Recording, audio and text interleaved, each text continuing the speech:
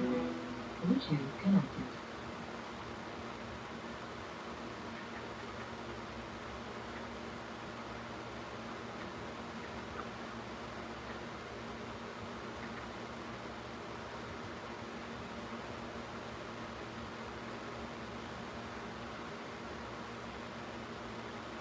What would I tell my younger self? I know that letting feels big when you're down.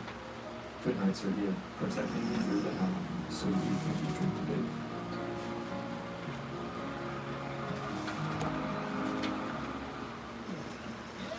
Maximus so maxing right now, bro. Also, you perceive you big with hot on maxed out, double step.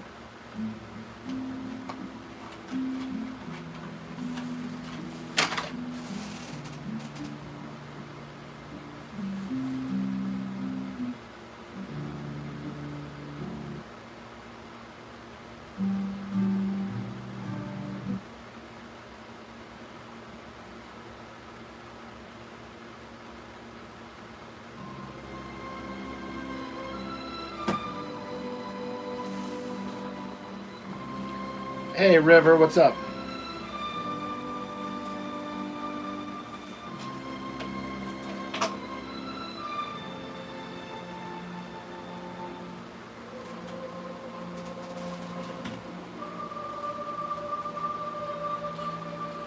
Jose, what's up? What's going on, man?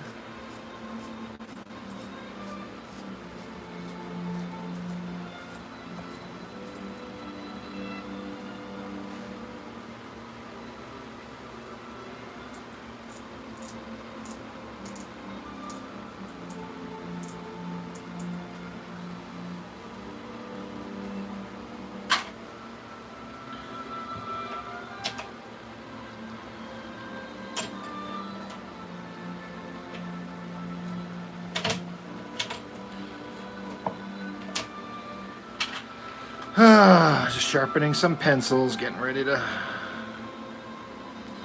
do some sketching.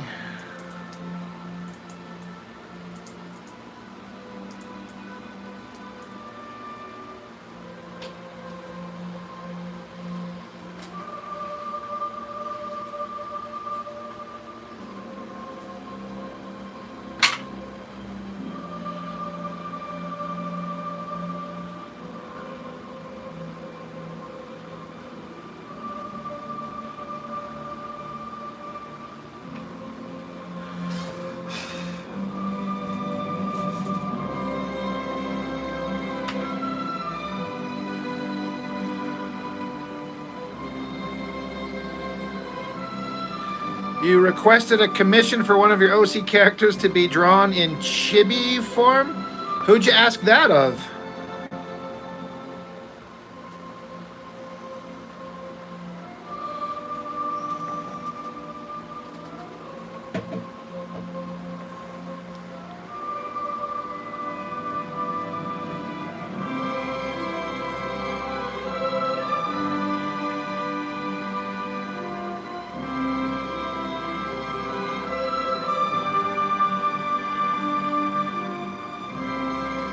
Well, that's awesome.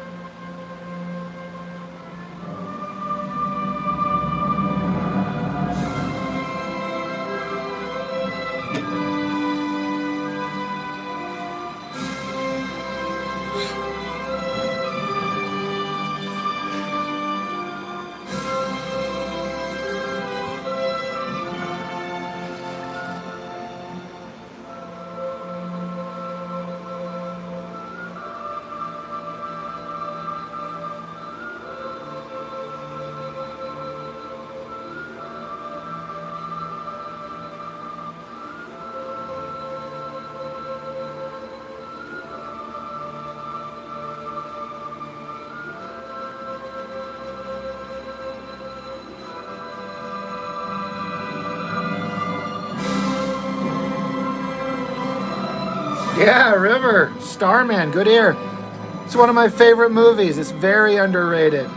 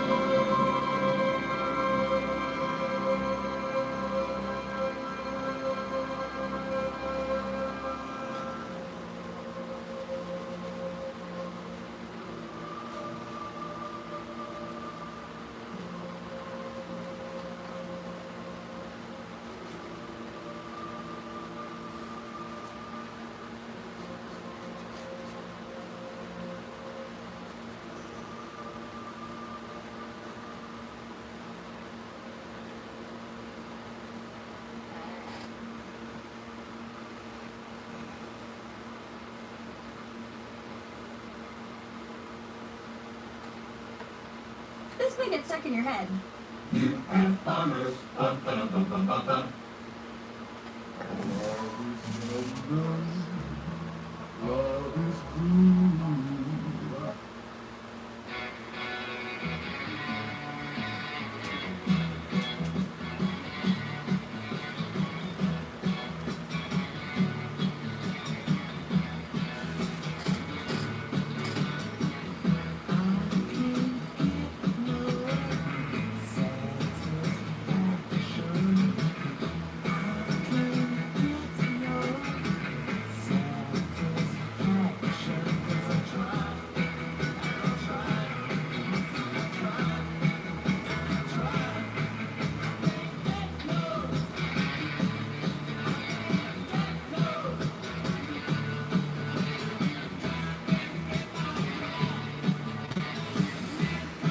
Started sharing your characters around. I mean, what can it hurt, you know? Depends on what you want out of your art and your creativity. If it's just for you and you want to keep it to yourself, then by all means. But if you want to create something and have people see them, then put them out there and let people see them.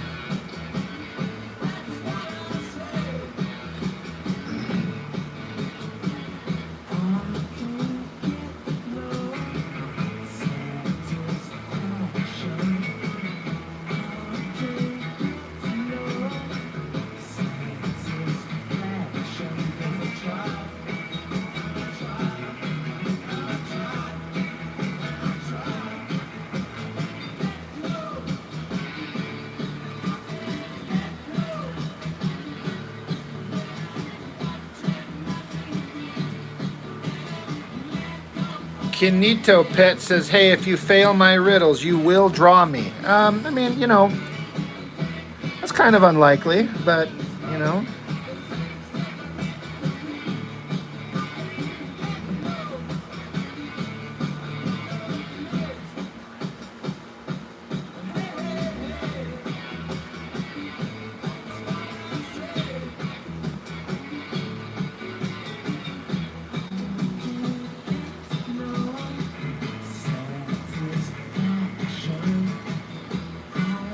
The Napalm Air Raid song.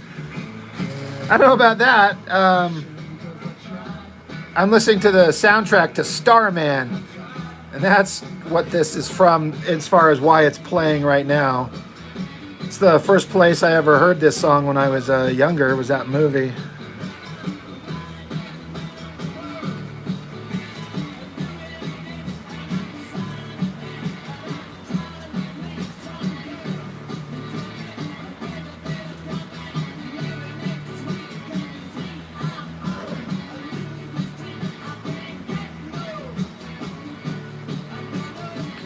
Kid Vector, what's up?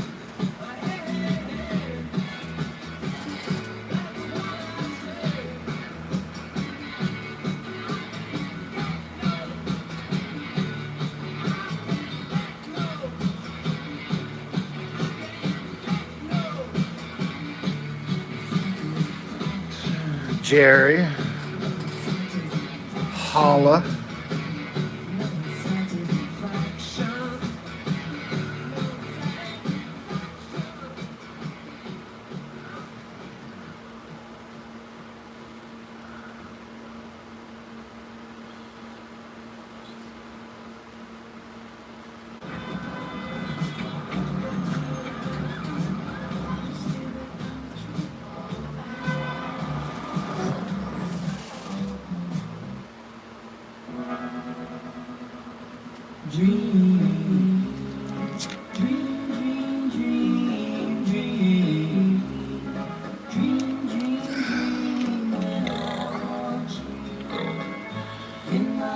Hey, ain't no one naked.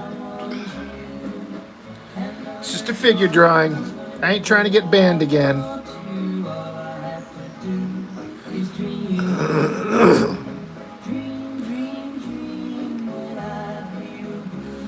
We're gonna play it safe for a while. I don't want to run the risk of getting my channel shut down, because I don't know how much motivation I would have to start over from scratch to get back to where I am now.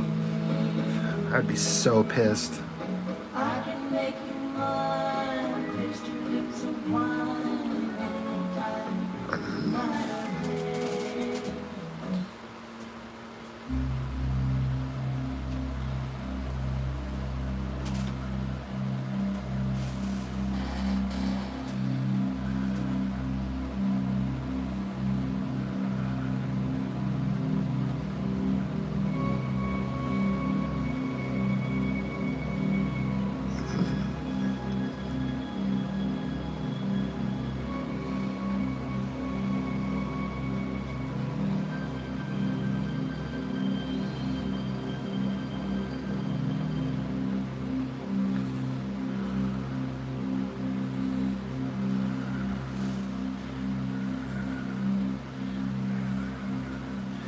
Yep, exactly. Couple of seams, instant skin tight bodysuit. See?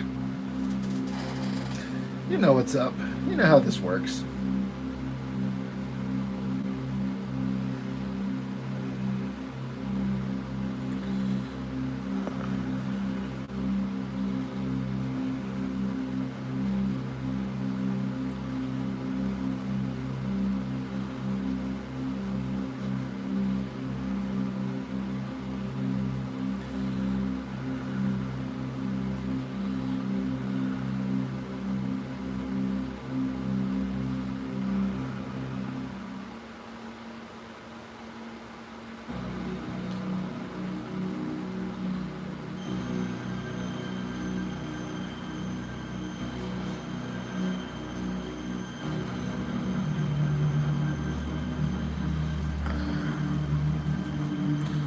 Yeah, painted muscles. Exactly.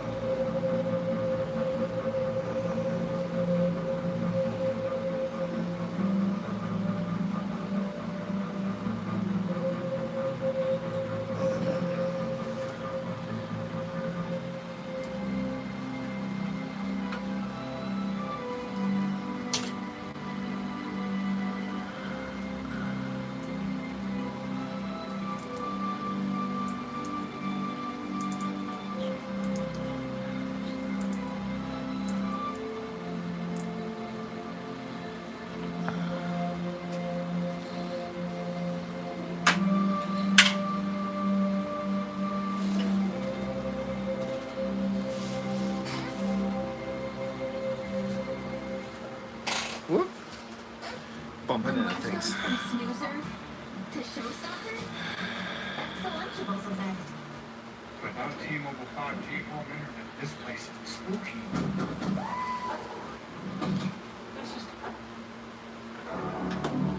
Lady Lobo?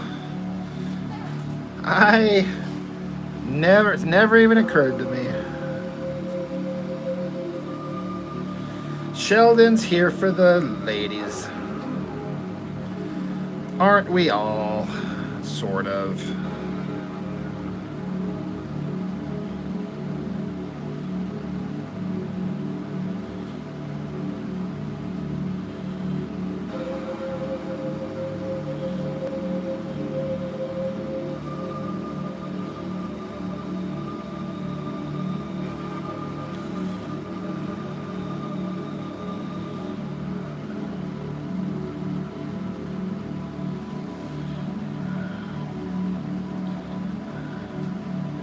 I don't care about Jason Momoa as Lobo because I'm not going to watch that fucking movie. So I don't know. I don't care. I don't care about Lobo.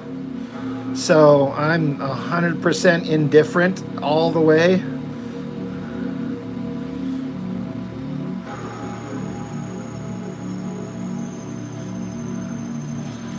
Roland's here for the music.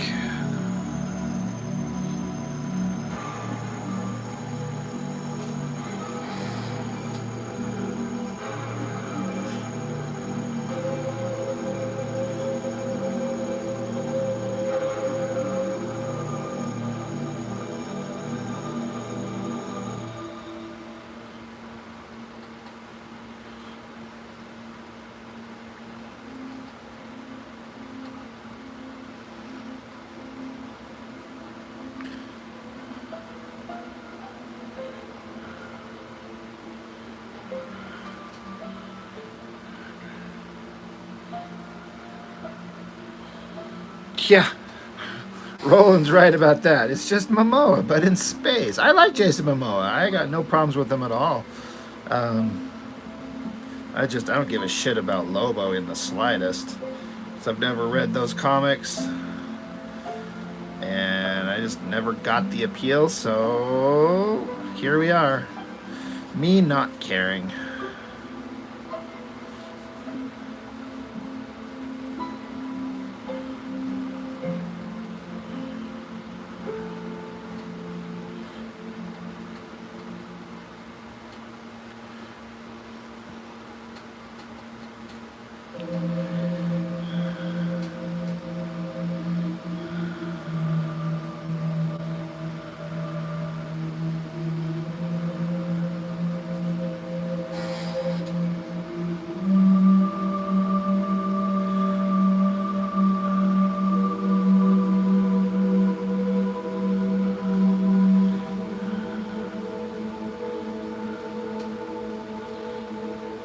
Yeah, but one-note actors can do fine. I mean, Schwarzenegger had a whole career basically being a one-note thing. It's all about getting the actor in the right movie, in the right role, with the right director that knows how to utilize them really well.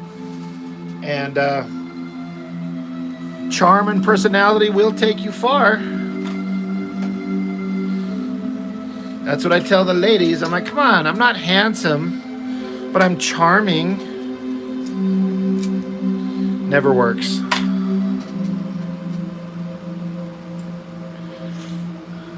Jose, working on your comic as well? Awesome. Hope it's going well for you.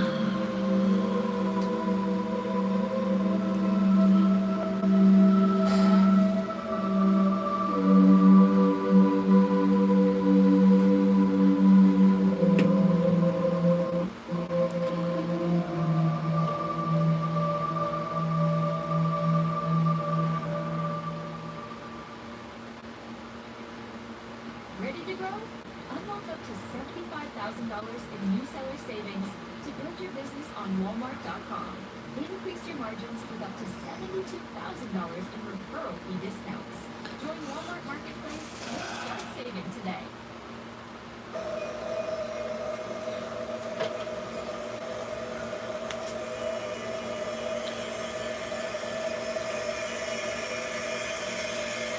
Well, see, Pritchard, I feel like Schwarzenegger, I mean, I know I just said he's like a one-note actor. And when people think of him, they tend to only see him as one way. But I feel like he had a little bit greater range than people tend to remember him for. And Kindergarten Cop is an example. And True Lies, where he had to just play, like, he had to play the comedy and just kind of like a, you know, kind of like a regular dude with a wife and kid, more than just like tough soldier shooting alien lizard in forest, or, you know, tough robot shooting liquid metal bad guy, you know, or tough barbarian chopping up giant snakes. Schwarzenegger had more than I think people give him credit for.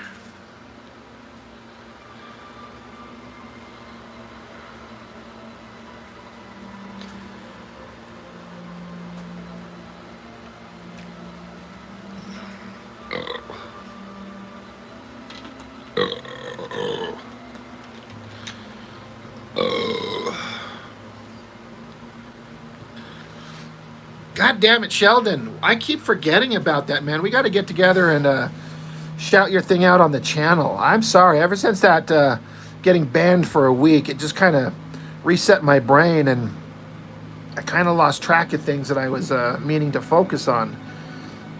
We got to do that, Sheldon. Yeah, but everyone check out Sheldon's crowdfunder, the link they put up there.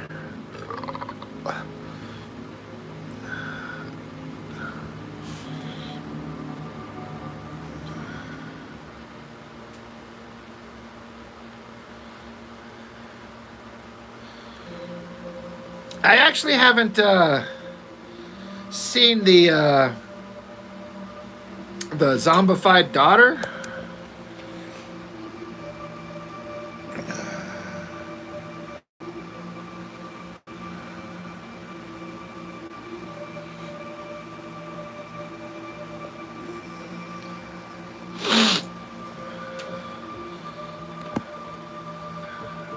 Yeah, that's one I haven't seen.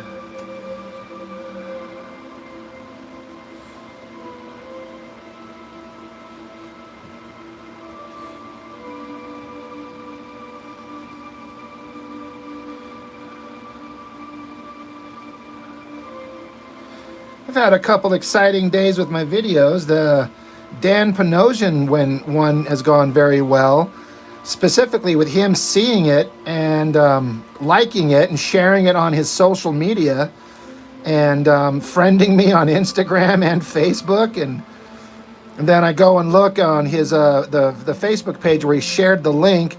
There's a bunch of pros talking about it.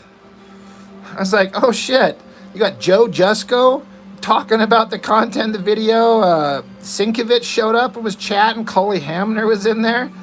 Suddenly I kind of started feeling a little like nervous. I'm like, There's a bunch of pros watching my shit here. But it seems to have gone over pretty well.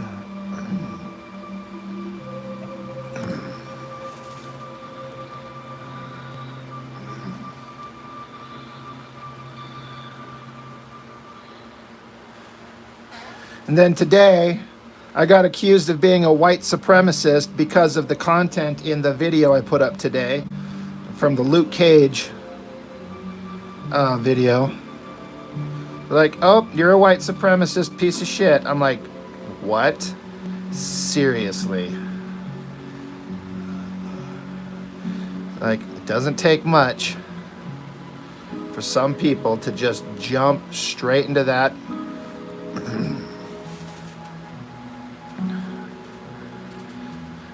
Well, it's because I made a joke about Luke Cage's outfit. He had these metal clasps on his ankles. And I jokingly said offhandedly, like, he's wearing this thing and he's got that and he's got an ankle monitor. And so this guy was like, what the fuck? What's with the racist shit? His ankle monitor? And then because I was reading the dialogue verbatim, and so the characters were speaking with this, I don't know how else, I don't know what term to use, but they're trying to speak like with an accent or a verbiage that black people would talk in. And I'm just reading the dialogue as it is, you know? And so as I read it, and I kind of jokingly kind of had a little inflection to my voice here and there, that I'm mocking the way that black people talk. So because I said ankle monitor and the joking about the dialogue in the book, I am a tiki torch carrying white supremacist. It's just that quick. Boom, this is who you are. I'm like, seriously? You've got to be kidding me. Jive. I mean, there you go. Roland, a rich, pasty white girl called you a racist this morning, too? Yeah, it was the book that came out, and I can't remember if it was 92 or 93. I want to say 92. I've got it sitting right here. This one. Like the way the character talked, not Cage, but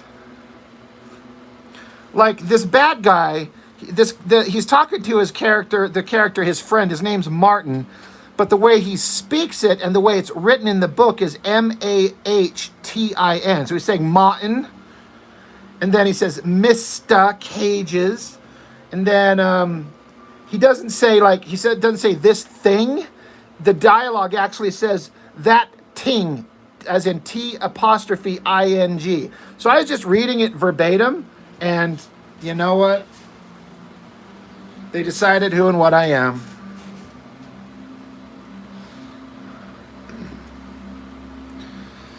So it was stupid, and I mean, I'm not gonna lie. I was gonna say it doesn't bother me. It does. It pisses me off. But I also am like, I know obviously like this is just so stupid. Like, don't take the rage bait trolls seriously. But it's like to just have someone jump to that level over that. I even got a buddy who's a 50-year-old born in the Bronx brother, like black guy. And I hit him up. I'm like, did you have a problem with the video I put up today? And he's like, I don't know. Let me listen to it. He comes back. He's like, no, there's nothing wrong. I was like, this guy like lit me up in the comments. I deleted him after I had a little bit of a back and forth with him. But he's like, brother, I would tell you if there was something there. He's like, there's not. He's like, you do voices and inflections all the time. I've heard you do English and Irish and all this shit. Like, there wasn't nothing going on. I'm like, all right. I mean, it just makes me feel a little bit validated.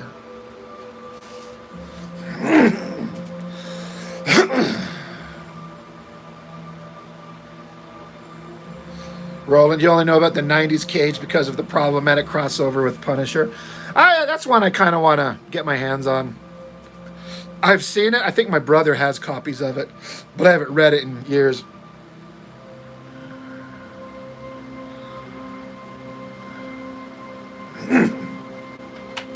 And I was saying in the video, I got really into Luke Cage, when Bendis grabbed onto him and put him in the Avengers. And I read those books for several years. The entire Brian Michael Bendis Avengers run, I'm a huge fan of. I collected every one. I love that run. It's my favorite run of the Avengers. It's also the only one I've read. But I have read bits and pieces of the Avengers through the years, but that one was the one that got me hooked instantly and kept me hooked the entire time. So one of these days I'll definitely get into the Avengers Disassembled universe.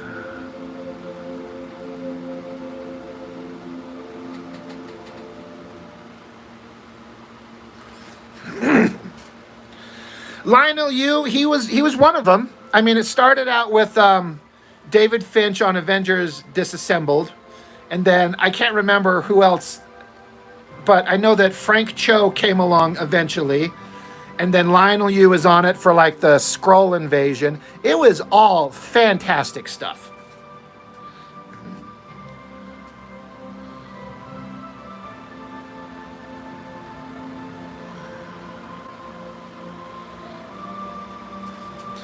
JOM is a person who's viewed a lot of your videos. You're a bona fide reviewer, the real deal, Holyfield, no jive. Well, thank you. I appreciate that. Roland, you asked Mike Barron about it, and he said that he was doing the best of editorial mandates. I mean, from what I remember about that, if we're still talking about the Punisher crossover, isn't that the one where he got hurt, injured in prison, and then he got turned, like somebody somehow, some way, turned his skin and redid him. So he basically was a black guy now.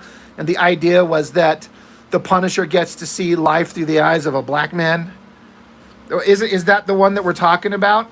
I just remember hearing about it. And I guess that I can understand like the well-intentioned idea, but maybe it's all about the execution of it.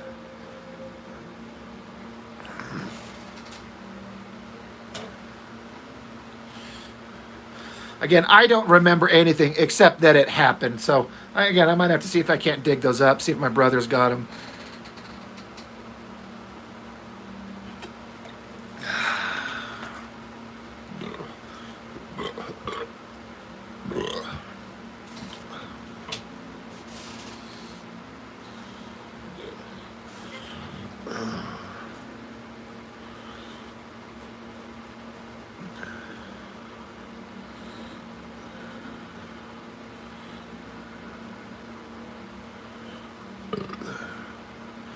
But yeah, I'm not gonna lie, that really occupied my thoughts for a large portion of the day when it happened, that guy's accusation, because it's like he's like, I know you try to keep your, well, here, let me read to you the actual, because I screenshot it and sent it to a friend.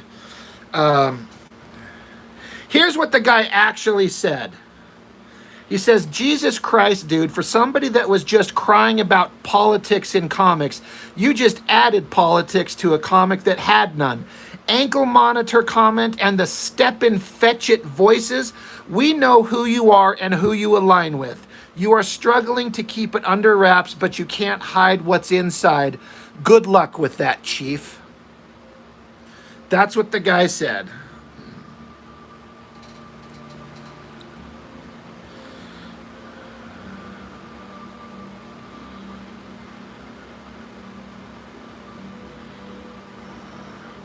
Roland, projecting much? It's like these people are like, you have to align with my thought processes and how I feel and what I think, and if you don't, then you are instantly, obviously, some kind of monster in their opinion. And what do you get to do? Yeah, Chief, now that's racist against indigenous. See how easy it is? See, there you go. Yeah, really chapped my ass. Like, I fantasized about beating the piss out of somebody, but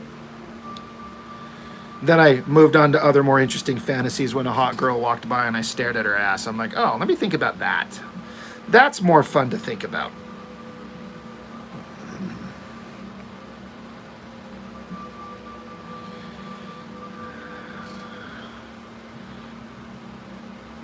And I would have said that, the ankle monitor thing. It's just like the guy. Again, let me grab the book.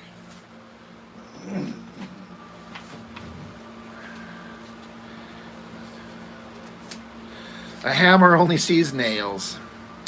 I mean, I was just kind of looking at his outfit, and he's got these like ridiculous ankle bracelet things. And at some point, I just joked he's just ripping himself out of his change and his yellow shirt. So now he's into black leather and boots and ankle monitor. So I said something to that effect. Like, that was it. It was just that quick.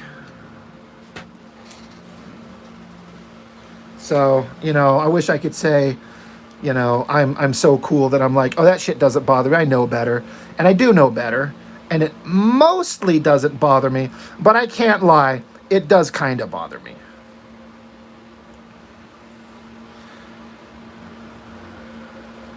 And I was perseverating on it. I believe that's the word. Just thinking about it for long stretches of time. And it's like, I know better, but still, just how quickly people throw shit out there.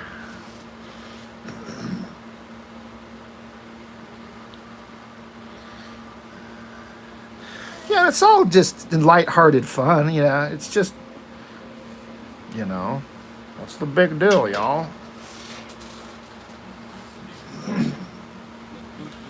What's the big fucking deal, bitch?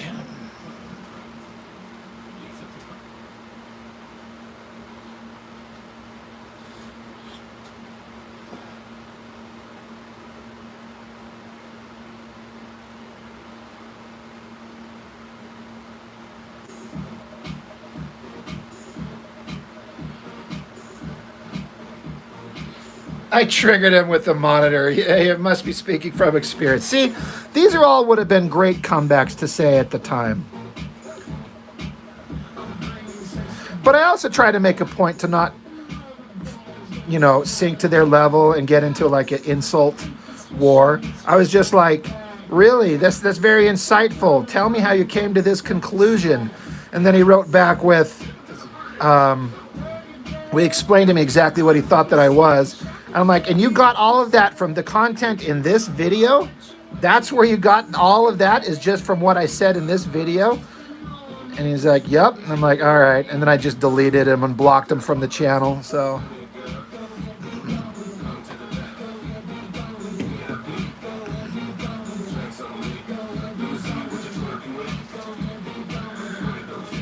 where are they at? They're right there, my dude.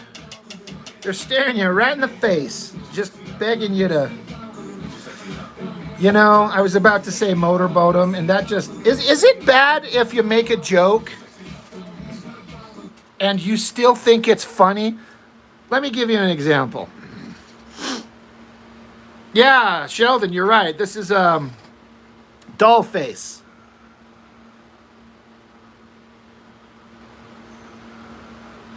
But I got just, let me find it.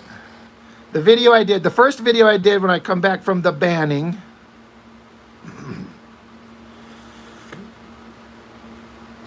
Here. I just don't get it. I also like to get. This part right here, Look at this fine. where Fisto motorboats the art, Fine art. and then it just cuts to him standing in front of the artwork. Rob Liefeld. I just don't get it. I don't know why. Every time I watch this clip from my own stupid shit where this action figure is motorboating the art, I laugh out loud every time. And I'm like, you're not supposed to laugh at your own jokes, right? I don't know. For some reason, it makes me laugh. Concrete.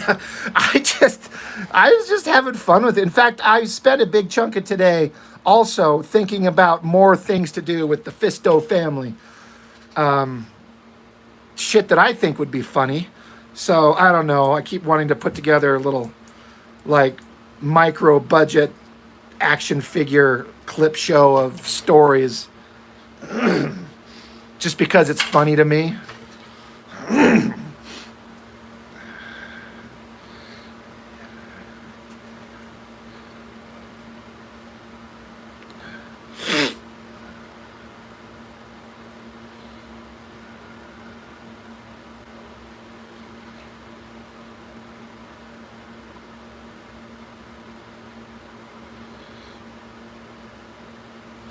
Roland, you calling a bunch of loud Irish plumishers stupid monkeys for tearing up the place and making me late is somehow racist. What?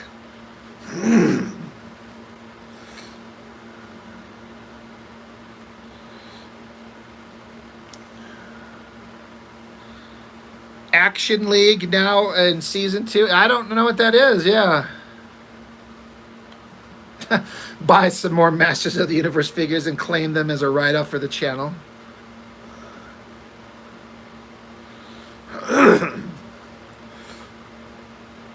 Yeah, so I got Fisto and then his wife, Shira, and then his son. I keep coming up with names because I got small versions of Fisto, Jitsu, and Trapjaw, but instead of those names, they'll be like Franklin, Jimmy, and Travis as the kids. And then, of course, they have their pet dog, which is Troll, the little Rob Liefeld character. Where is the Troll? I think I've got him sitting out somewhere. Oh, yeah, the rich, snobby girl calling you racist this morning. Right. Rob don't like being called racist on his videos. You avert your eyes. Oh.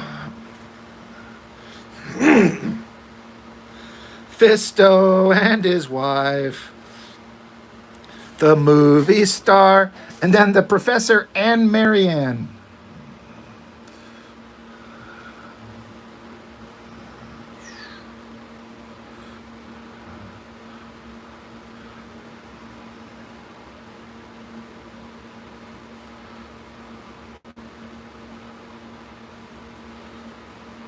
Professor and Marianne. Saboteur. The new Bad Rock #1. So I told my comic shop last week I wanted it. I know it come out just this week. So I don't know if I'm going to have it in my holds. I'm going to go check tomorrow. I'm hoping to get the new Battle Beast. And that one, if it's in there, I'll get a copy for sure, but I'm just not sure if I'm going to get it immediately or if I'm going to have to track down a copy.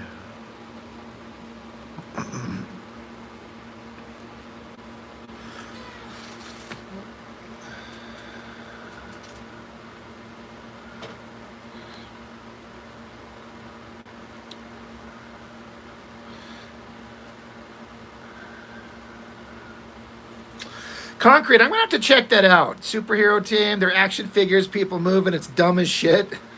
You're like, it's dumb as shit, Rob. It's like what you do. I'm like, oh. I don't know if that hurts or if that's a compliment. It sucks, Rob. It's just like what you do. I know that's not what you meant, but that's funny. Yeah, I just keep coming up with stupid ideas for those things. It's just kind of hard because it's just me, and to have multiple, just two hands to kind of get them together and do some of the more complicated shit I kind of keep coming up with in my head.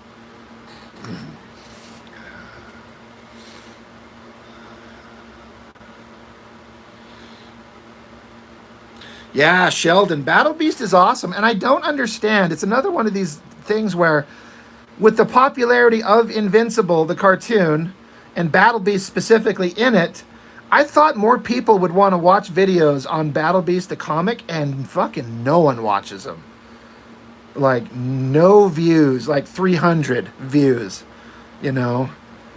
I'm like, I don't get it. You know, and some people, you know, there are the naysayers who hit me up and are like, all you do is bitch about comics. You hate comics. I'm like, no, that's not true. That means you don't pay attention to my channel, which is fine. You're not required to. But I hype up shit all the time that I think is awesome. Just no one watches that shit by comparison.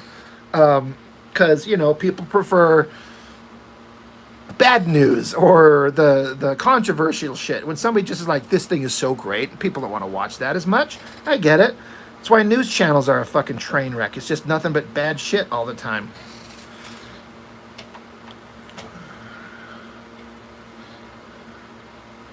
I mean, that's fair, Sheldon, but I don't know. You think that they would come back? I don't know. That's a totally good point. So I don't know. Maybe. Just say Pokemon in a video, 10,000 views.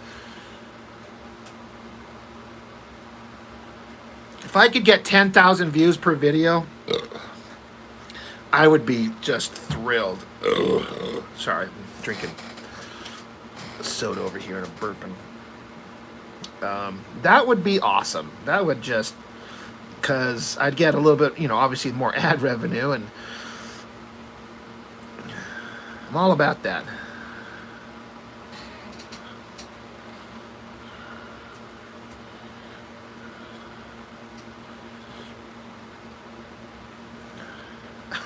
Rip a Pokemon pack live.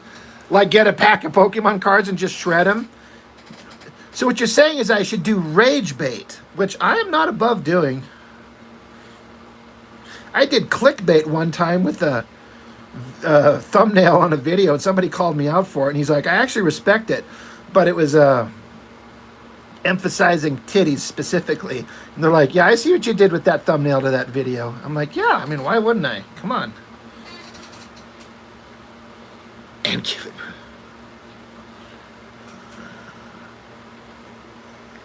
Yeah, you only focus on drama rhetoric doesn't work when it's not actually the case. Have Fisto rip up the pack. Oh, dude, that's a good idea. I'll just have Fisto come along and he'll be like, I'm here to start some shit.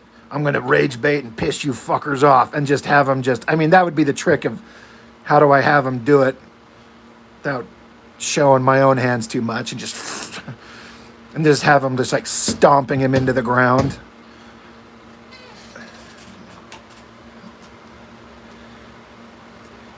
And then when he's done, just cut to him and his wife.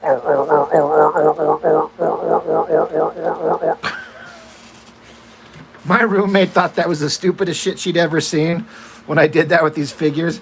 But then she also found herself laughing. I'm like, see, you're laughing. That means I'm off the hook.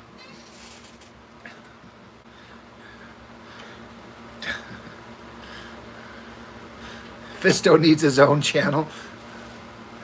I mean, I'd like to think that this idea could potentially actually catch on and be kind of funny.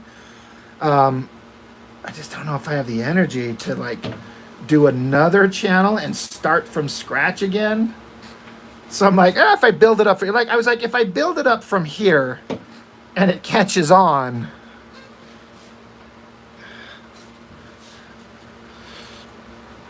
bumping over the deceased Pokemon cards.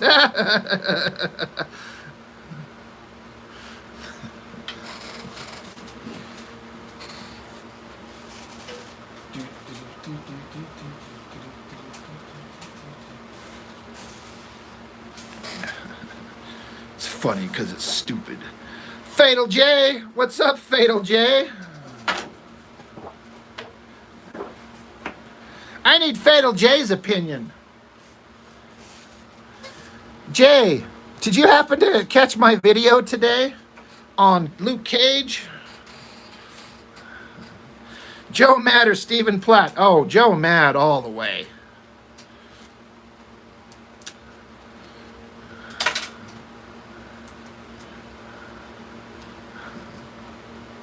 Feature more shorts of Fisto. I mean, I want to. I have all the intention. I've got several ideas of things I want to do. Well, I was just saying, because Jay, one of the guys in the comments straight up called me a racist white supremacist because of what I said in the video. Like, he actually was in the comments. I've subsequently deleted him after having a conversation with the idiot. I was just talking to the fellas here in the chat. But I was like, I got a couple of friends. I bet Jay would come after me if he actually thought that was the case. I mean, that's what I think. But it was all over the dumbest comment. I made a joke about Cage's ankle bracelets and referred to as an ankle monitor. And that was all he needed. And then he didn't like the way that I was reading the dialogue. That I was using a offensive inflection to my voice when I was reading the dialogue, literally verbatim.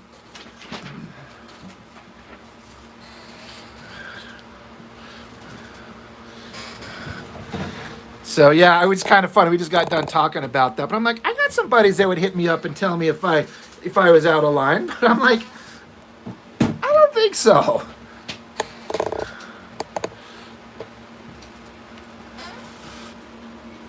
Ugh. And then I don't know if Fatal J would tell me straight.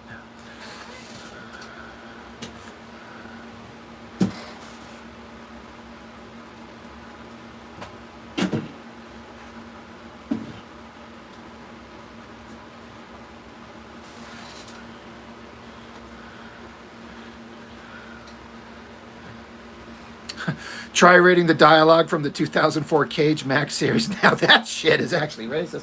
Yeah, it was probably you saying that earlier, that the 2004 version was actually a lot worse. But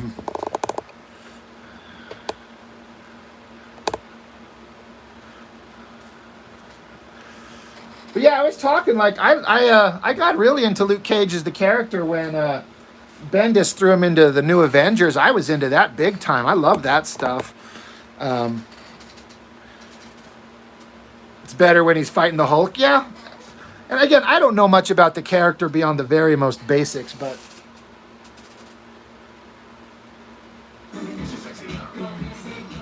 I was like, damn, it didn't take long or it didn't take much for this guy to jump straight to, Rob, you are this. You jive turkey. You know, one of my favorite scenes in any movie anywhere is Airplane, when the two guys speak jive to each other and they have the translation underneath it.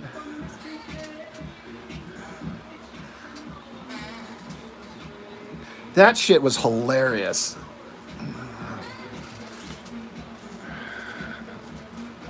Yeah, Airplane.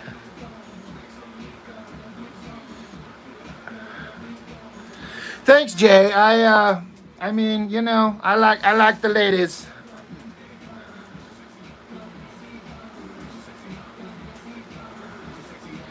Oh, stewardess, I speak jive. He's saying that he's in great pain and wonders if you can help him. And then she's like, just hang loose, blood. She's gonna catch you up on the rebound with the medicine. He's like, what's up, big mama? My mama don't raise no dummy. I dug her rap. Cut me some slack, Jack. Chump don't want the help. Chump don't get the help. I'm like, Jesus Christ. Oh, man.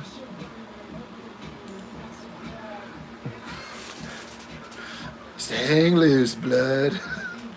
You're surprised I'm not drawing sketches as a contest for child. You know, that's never occurred to me. So do you mean like, so how would I do that? How would I draw sketches as a contest? Like have people bid on them? Like I'll draw a thing and then see if people want to bid on them, kind of thing. I kind of feel like no one wants to bid on my shit. I mean, I've got a lot of good folks who know me and are supportive and all that, but I'm like, I'm not exactly in demand like a David Finch.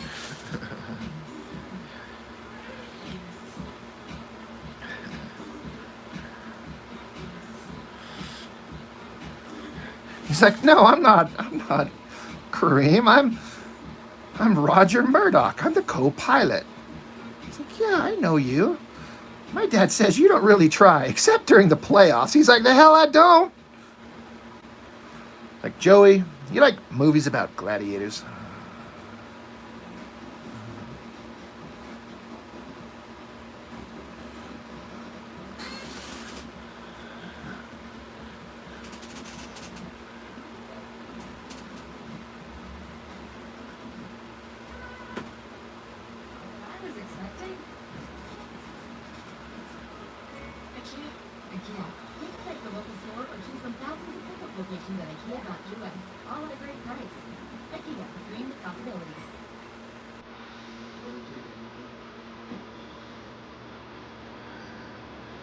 Fisto versus Troll.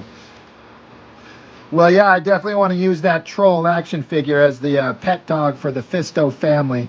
And Troll's going to talk just like a regular character, but he's going to be so dismissed and kind of abused. Because, you know, Troll sucks.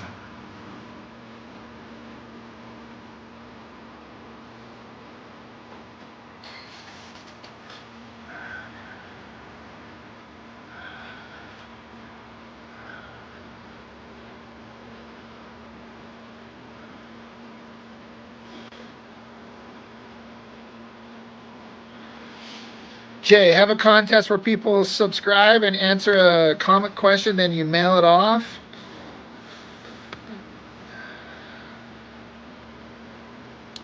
Is that a terms of service violation? Is it? Is that a thing? Jay, you went back and reread Danger Girl? I've been saying forever, it's the perfect comic. I had somebody kind of get into a verbal argument with me on the last J. Scott Campbell video when I mentioned that, and they're like, Danger Girl as a perfect comic? I think that Watchmen is a better comic than Danger Girl. And I'm like, dude, that's not what I'm saying. I'm not saying it's the best comic ever made. I'm saying Danger Girl is balanced perfectly to be exactly what it's trying to be by a creator who knows exactly what he's doing. It's constructed for what it's trying to be perfectly. And this guy just did not get it.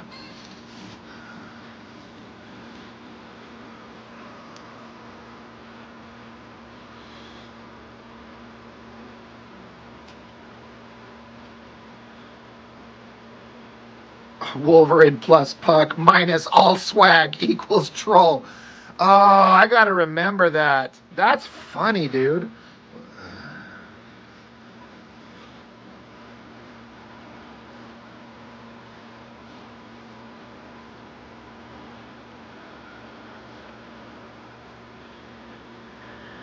Yeah, Jay, I'm with you, man. It has the perfect balance. Story, art is perfect. The story is like an action-packed movie. Yeah. And like I've said, it's one of those instances where the creator, obviously in this case Campbell, he did not fall off at any part artistically in any issue. It's like he didn't get towards the end and get tired and get burned out. And he talks about how he was tired and burned out, and that's why he constructed the story to have an ending so he could stop when he was done and take a break. And but he put in his absolute best effort possible all the way on every page, and it shows. And that's one of those, another reason why I shouted out as so perfectly constructed.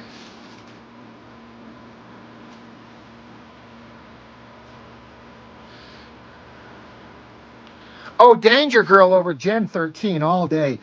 Danger Girl was perfect. Gen 13 had moments of good, interesting stuff, but the characters, like the main kids, were the only thing interesting about Gen 13. The villains were not.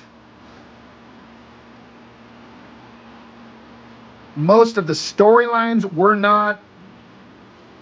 Danger Girl beats the shit out of Gen 13 in every way possible as far as this YouTuber is concerned.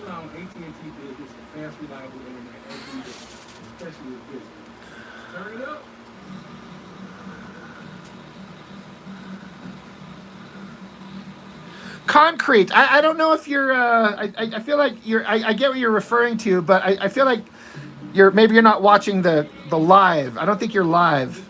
I don't know. Sometimes people jump on here and they're responding to stuff that we talked about like 10 minutes ago.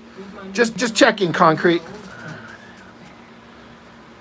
Yeah, Jay, that Spider-Man run that he says there's actual pages drawn. I think I saw somewhere, or somebody told me there's 2 issues. Oh, man, how can there be 2 issues of a Spider-Man comic by Campbell, and they're not? I mean, even if they just only released the 2, just put them out there.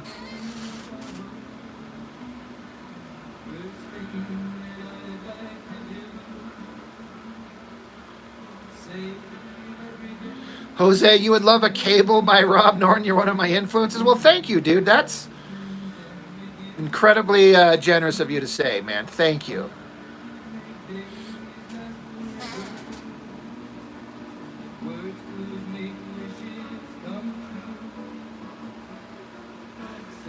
But yeah, I've thought about like,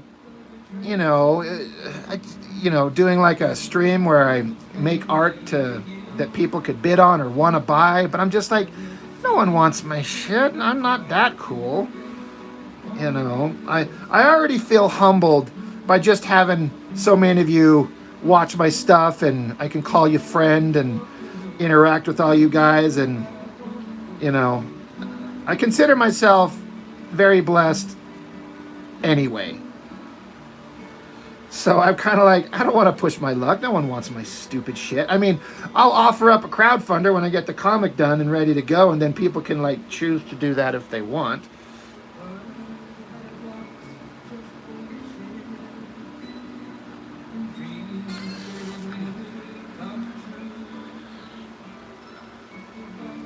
You wonder how much he charges comic companies to draw a cover? Well, if you're still talking about Campbell, I mean, I think he's exclusive to Marvel. When you think about it, has he done anything except Marvel shit for years?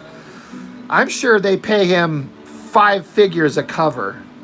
I couldn't imagine it being less than that, really, considering how much time and effort he puts into a single drawing.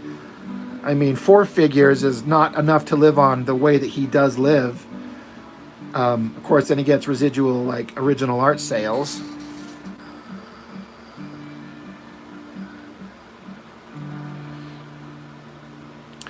Roland, are you talking about the Campbell Spider-Man issue that we're talking about?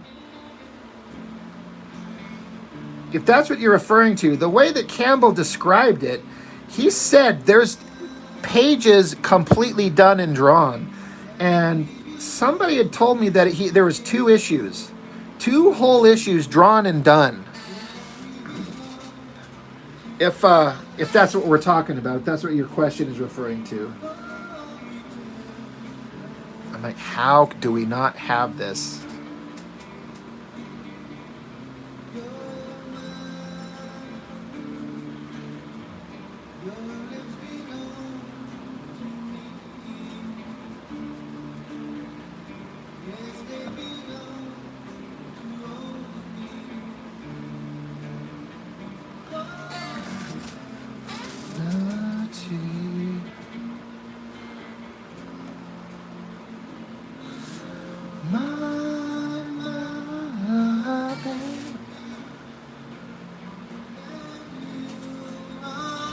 He might have done DC covers, but that could have been like Marvel scooped him up after that.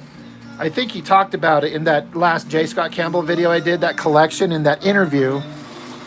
At some point, Marvel just signed him exclusively, and he's just been living there happily, just creating covers for them. What a sweet gig for a guy like that. It sucks for us who want comic books. Come on, Joe Mad, come back and draw more Battle Chasers, please. Come on, Campbell. I also come from the space, in my own personal opinion, where I don't want to just draw single images. My interest is telling stories.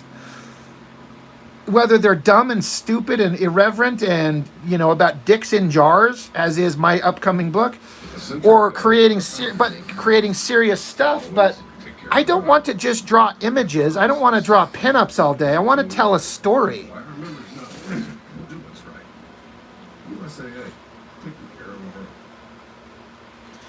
Yeah, Roland, that's my understanding. 2 full issues of Spider-Man sitting in a drawer. 100%. And in that interview, he said that there's been conversations with him and Marvel about trying to find a way to get that series back on track. Shut the fuck up. Oh yeah, Sheldon, he does mention, that's right, that he just did She-Spawn covers. So, maybe it's not exclusive, but that's kind of the vibe that I got. But good point, Sheldon. Thank you. Yeah, he did Spawn stuff.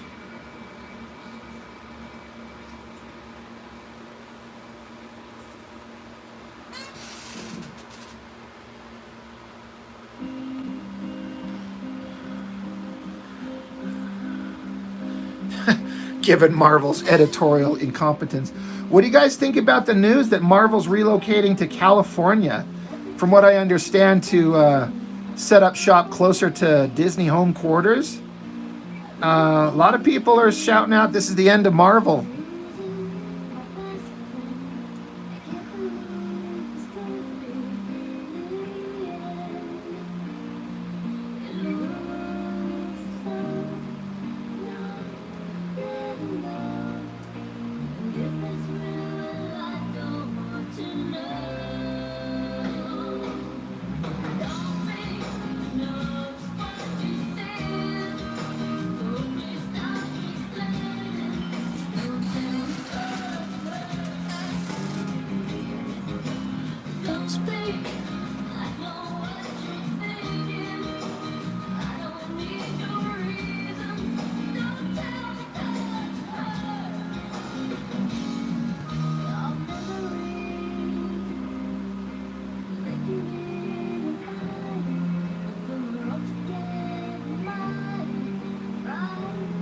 I just honestly want Campbell to come back and do more Danger Girl, but I would literally read any book that he drew.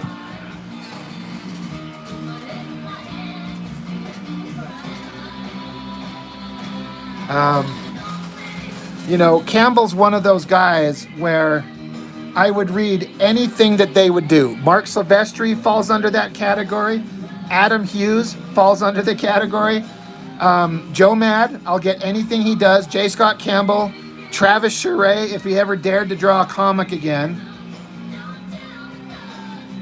But some artists who I used to be that way on, like Jim Lee, I will not buy a thing just because he draws it. It just doesn't have the same interest anymore, unfortunately.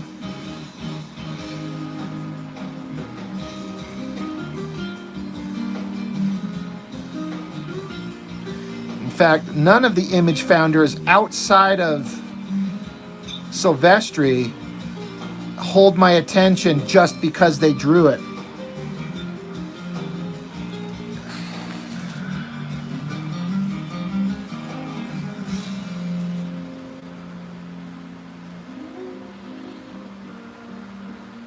Yeah, Sheldon, don't really care where Marvel goes. I mean, I'm not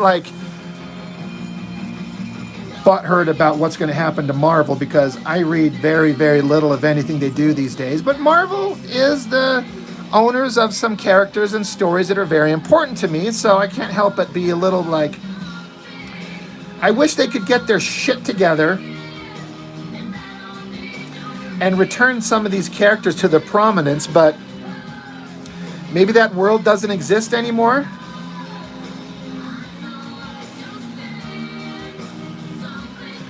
I don't know.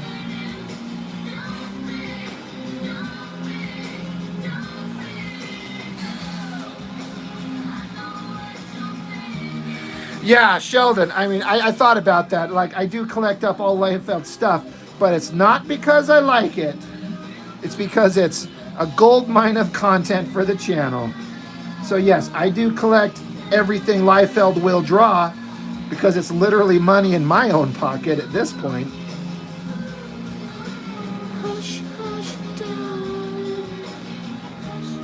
But yeah, I mean, I don't have any illusion that it's the end of Marvel, but it's just, does anybody care anymore? Feels like the entire industry is being held together by the Absolute line, and that's it. It's the only thing that's selling gangbuster numbers.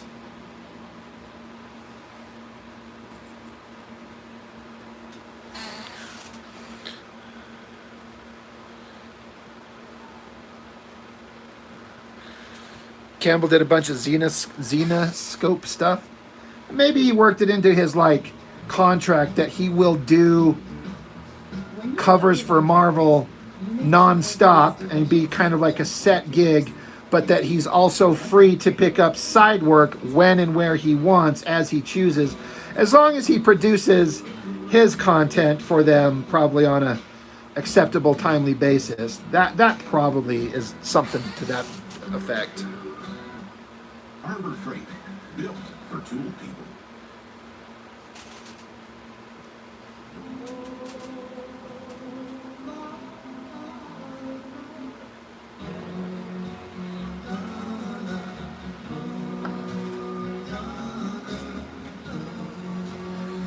No, I don't get anything Eric Larson does just because he does it. I like the guy for the most part, but his work isn't the same anymore. It depends on the project, but he just does Dragon, and I collect Dragon more out of just like, I don't want to break my run because I've been collecting it since day one, but I rarely even read them anymore.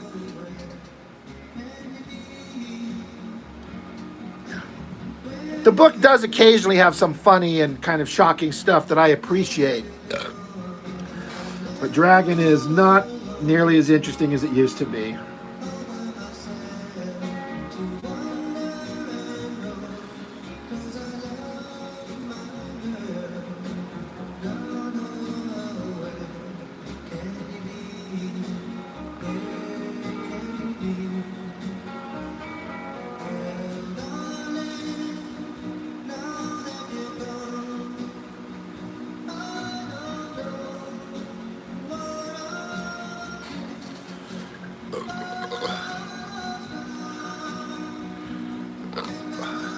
Yeah, Roland holds a pen. Everything he holds is weird. He kind of holds it like this or some shit, and yeah, it's really weird. And he knows it. He's like, I know. It's just, he's like, it's just how I roll.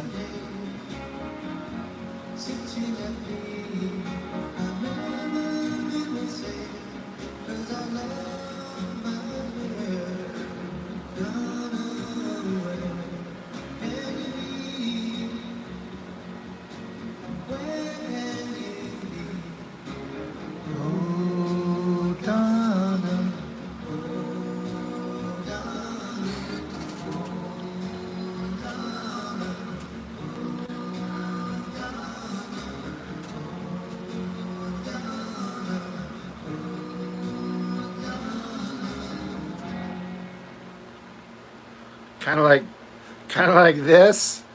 And I can't show it, but yeah, I mean, but hey, it works for him, right? So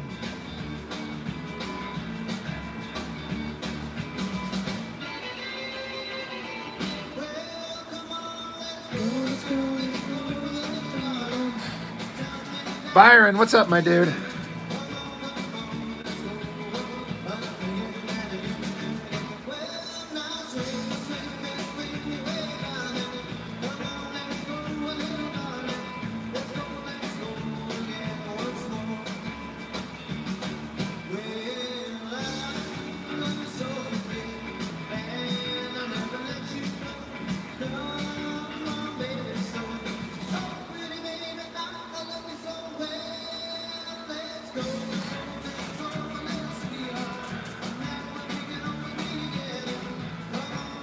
Yeah, how has he not screwed up his fist?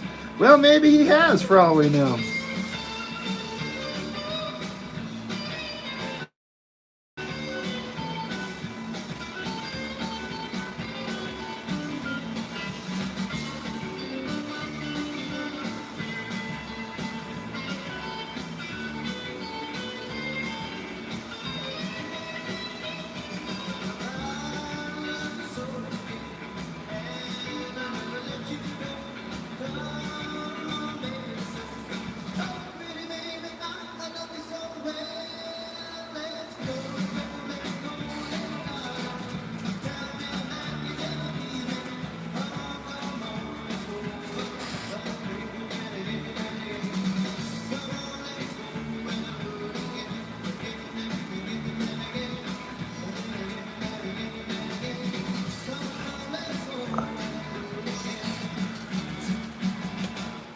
Mr. Mello, the absolutely brilliant painter.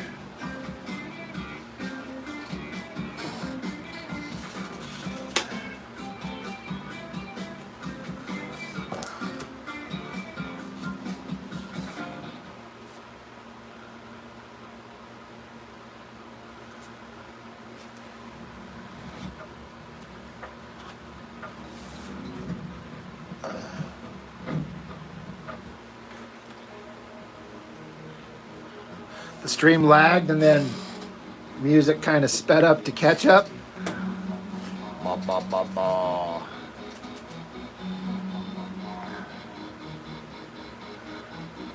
Yeah, a high school sweetheart that got away. I'd have to have a high school sweetheart in the first place to have one get away. But as it turns out, such is not the case.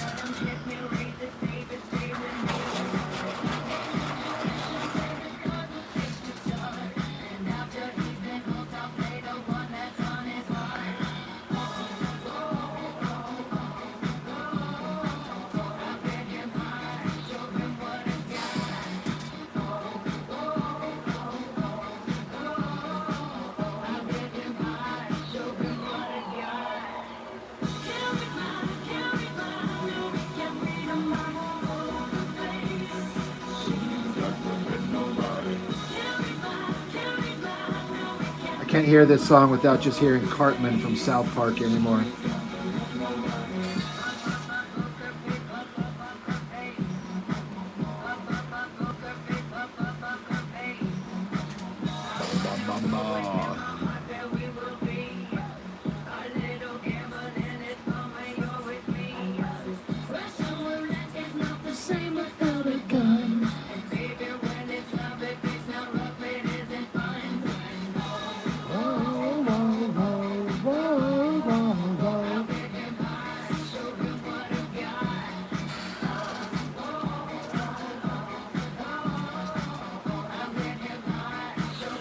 What's my advice on inking better and what to learn from? Oh, God.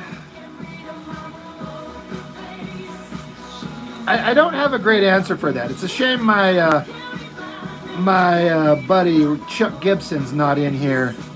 He might have a better kind of like concise like opinion, like a, because it's a long conversation either way. But how do you kind of nail it down to the basics as how do you do, what do you do?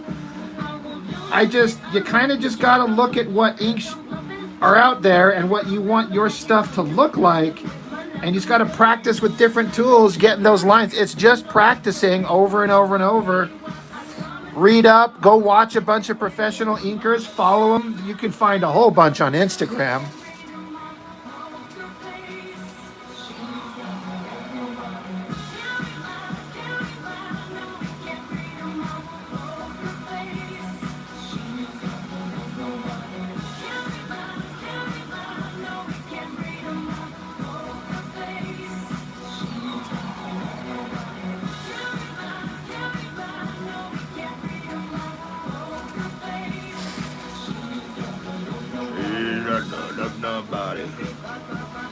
Yeah, that episode, it was so funny with Cartman singing that song. That's funny, saying that Rock Band or whatever the fuck, it wasn't in the game until after that, and then suddenly they're like, well, I think we need to add it now. That's hilarious. I'm live in South Shore, Utah, where some clown got stuck under his garage.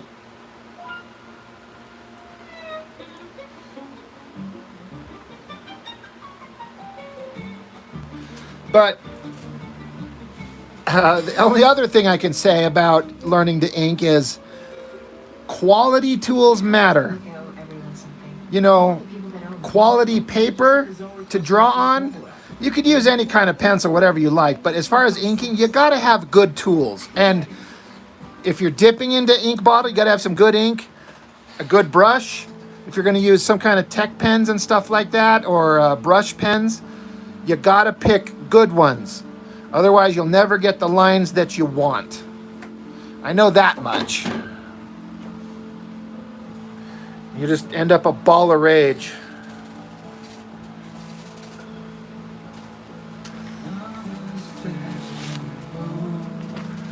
I gotta get a new page to Lightbox. Right by your side.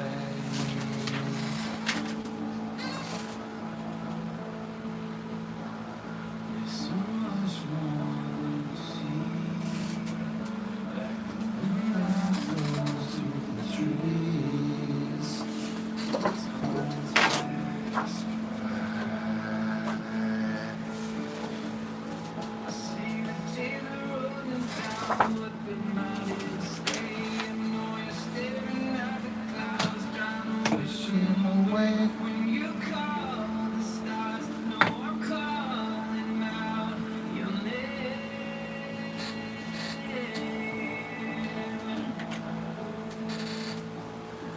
You are not alone. I watch over you. Won't let you go. You gotta know you're not alone. You are not alone. No faith no more, at least not at the moment. You know, there was a time when I never would have ever thought that I'd listen to a song with Joe Jonas, because who the fuck is Joe Jonas and why do I care? But man, do I love this song.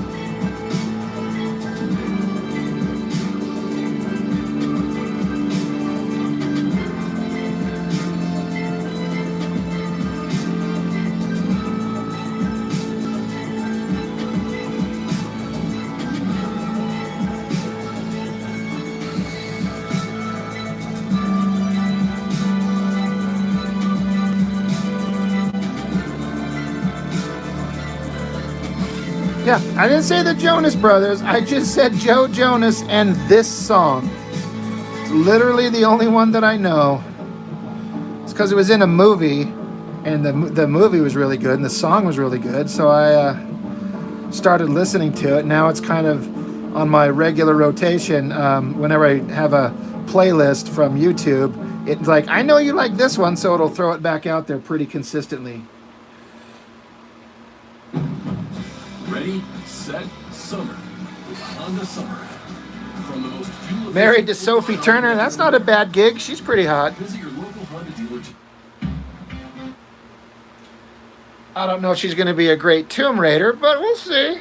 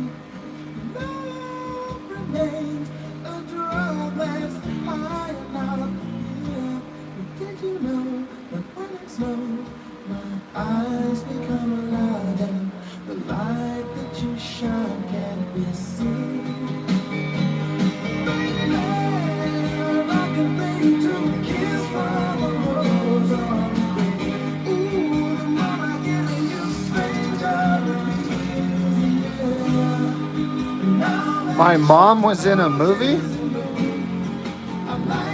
Maybe. I don't know her entire history.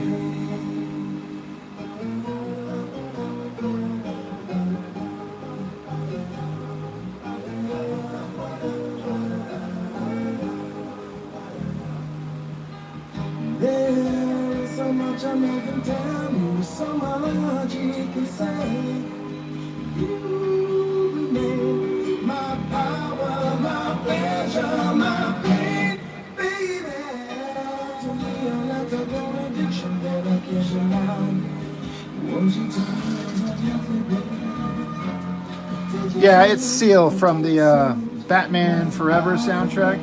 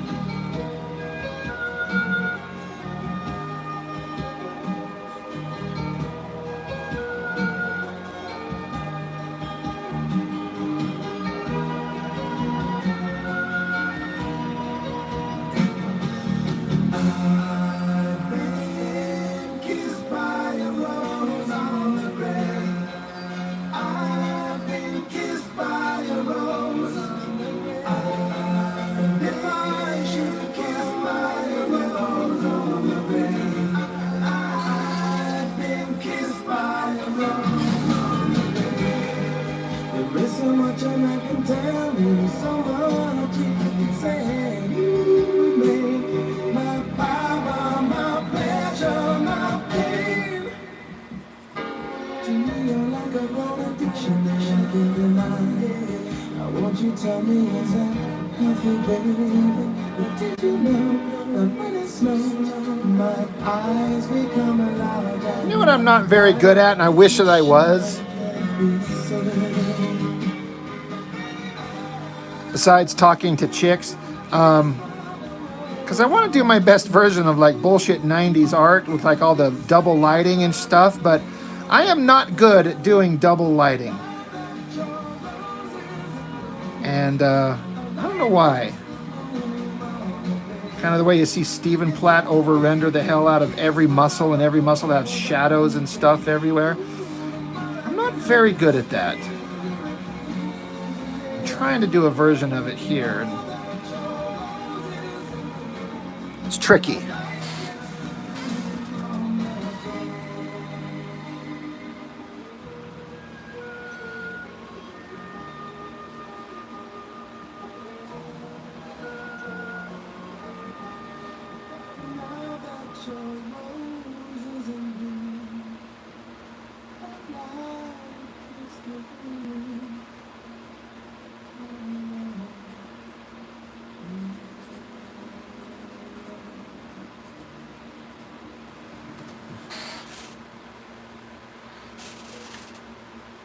Well, I mean, Sheldon, like, everybody does a version of it. Will's Protasio, when he renders the piss out of a bunch of big super muscles.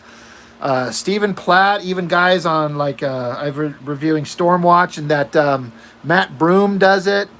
But all those image guys did it and did versions of it. It's just, I don't know. I find it tricky for some reason.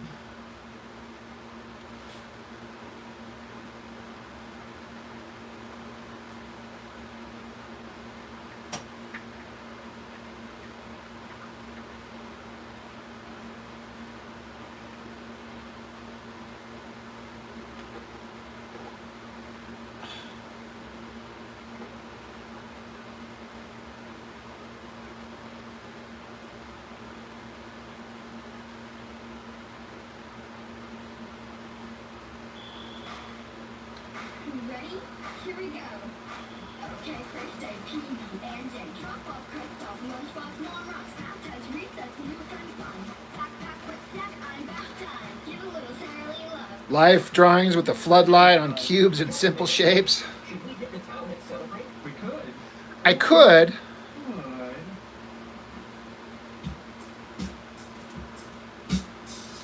Who remembers this song?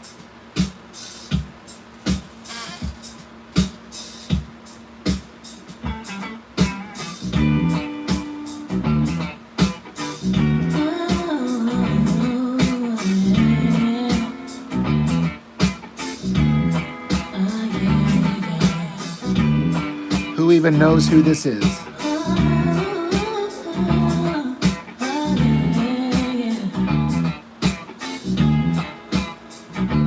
You just came into my world, a little boy without a girl.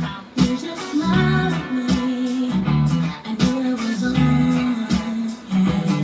Spent weeks that were apart. Yeah, Mitch is really good at that. I saw that lizard face he was doing. It looks fantastic.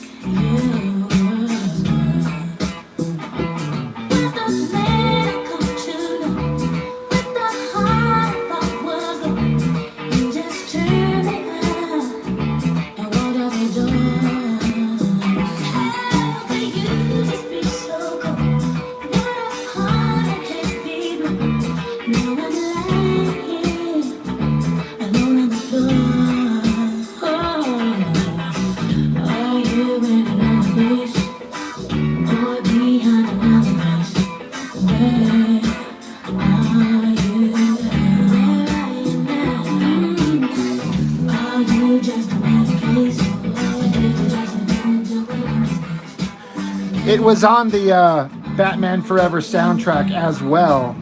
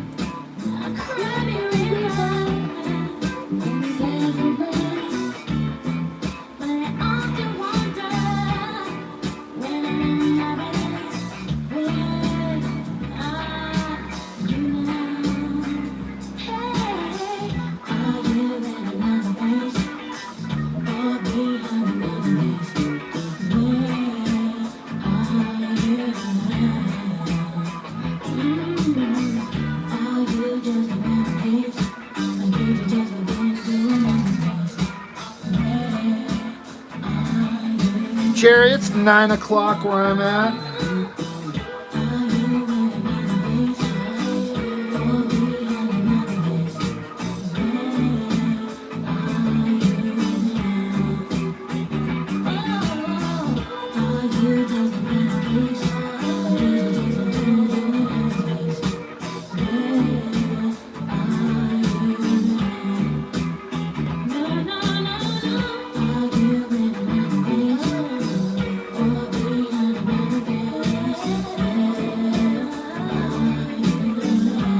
Yeah, I should practice double lighting on boobs. Even if I fail, we all win.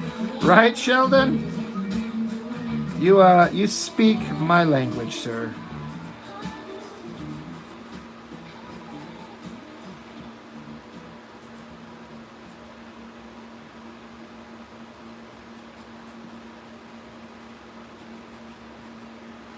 Now, at McDonald's, a sausage burrito is $1.50. So while Audrey can ignore... Every day brings change.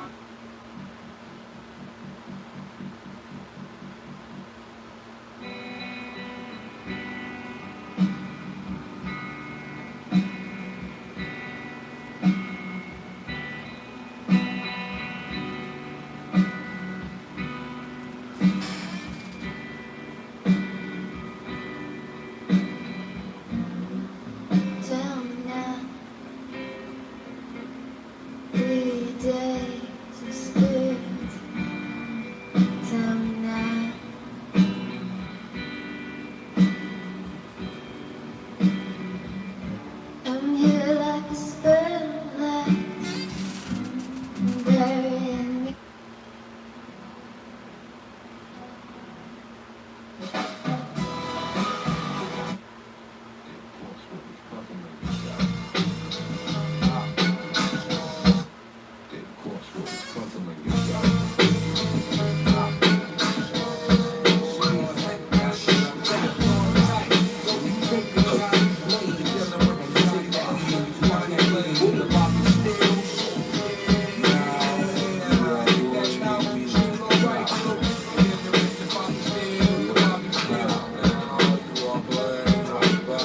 your mind twisted. Unrealistic wavelength draining on your brain, strip inflicted. Crosswords puzzling you down, questioning your own mental health. Yeah, it's like a me within itself. Yeah, check the grimy, slimy, criminal individuality, searching for the dark night, lurking in the shadows of the city. Hero with Jiggy, my rock committee, robbing every coffin, piggy bank blind. Take a journey through the mind of a red.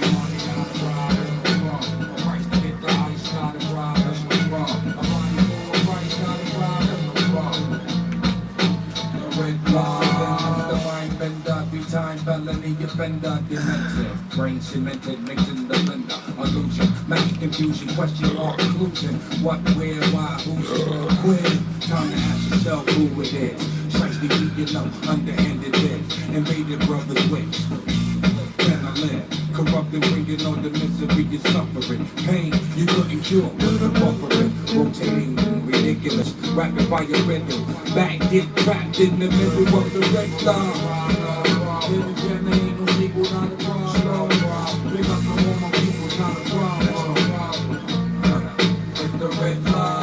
Observe if you will.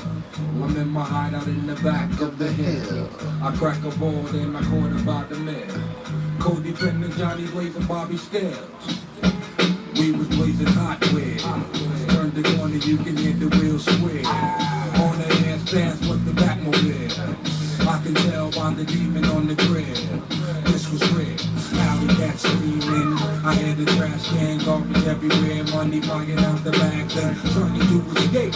Hold on with the cake, or else you be headed upstate. It's the red love.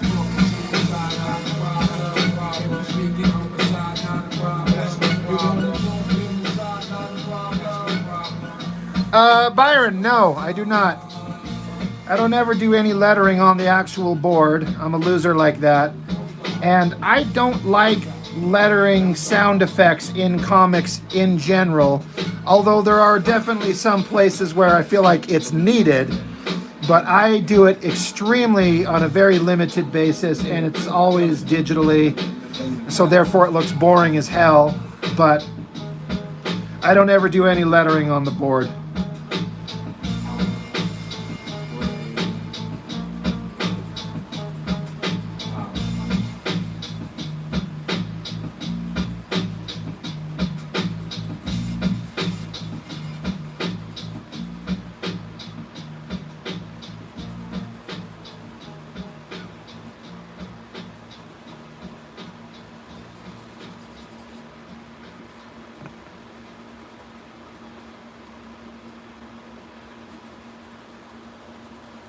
Say hello to Zero. Small business accounting that's simple by design and keeps you in control with automation that saves you up to 6 hours a week. It's powerful enough for your accountant, simple enough for you. Try Zero today. Oatmeal. No, cold pizza. No. Bagel waffles? Yes! You go sit you. What about a lettering panel? What do you mean? What do you mean by that, Sheldon? A lettering panel?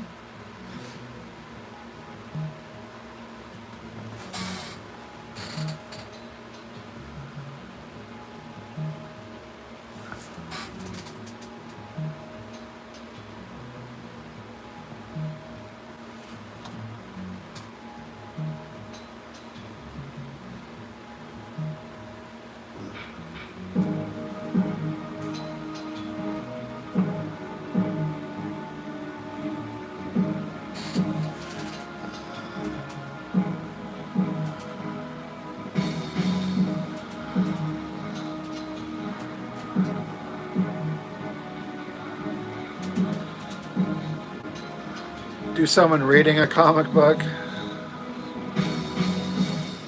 Oh, I get you, Sheldon, where the panel is the sound effect.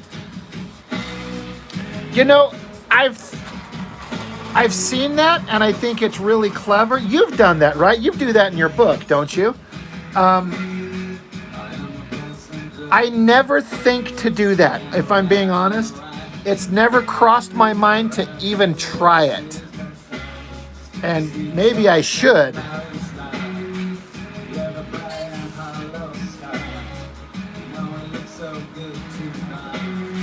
Yeah, I get what you mean now. But no, never tried it. I am a passenger. I stay under glass. I look through my window so bright. See the stars come out tonight. I see the bright and hollow sky over the city's ripped backside. And everything looks good tonight.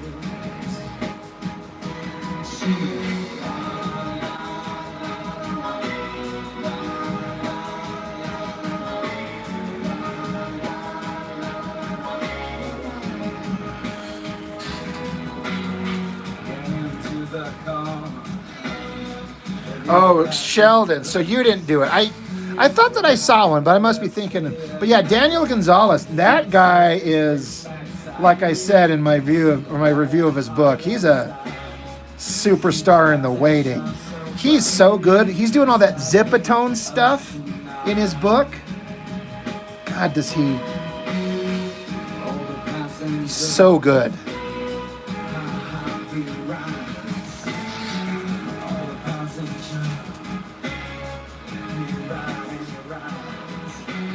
JOM Sheldon, he's got a Kickstarter going right now. If you want to get his books, if you're interested in that, you can throw up a link again.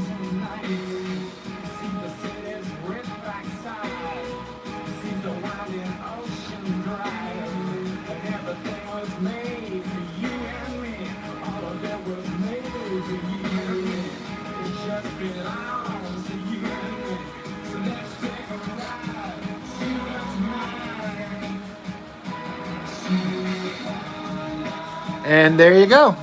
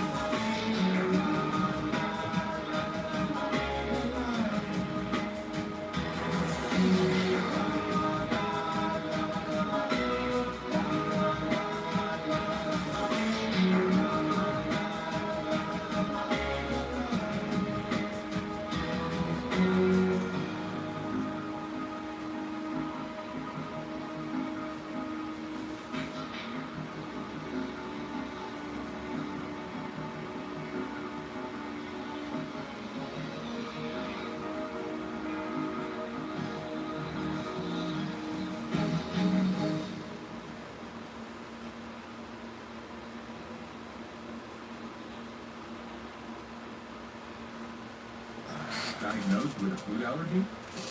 Talk to an allergist about treatment options. Life comes at you fast. Make sure you organize your finances in one convenient.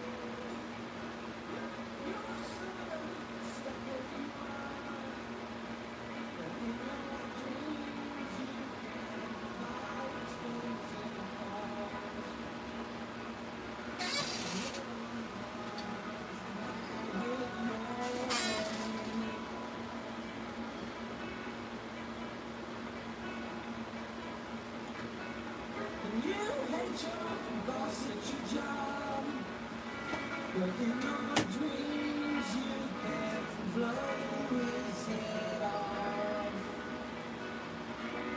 In your dreams, show no mercy.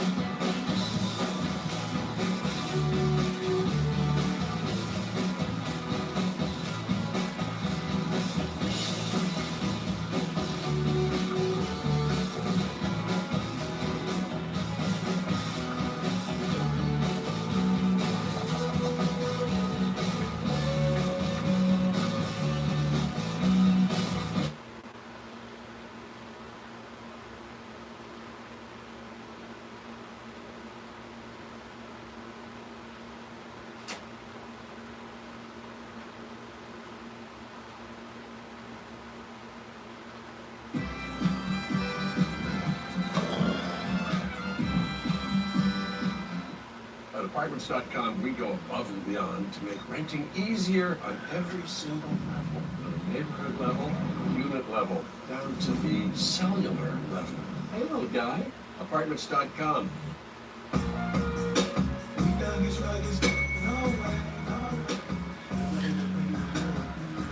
The middle panel guy's right arm looks like a 90s monster guy character's face firm image.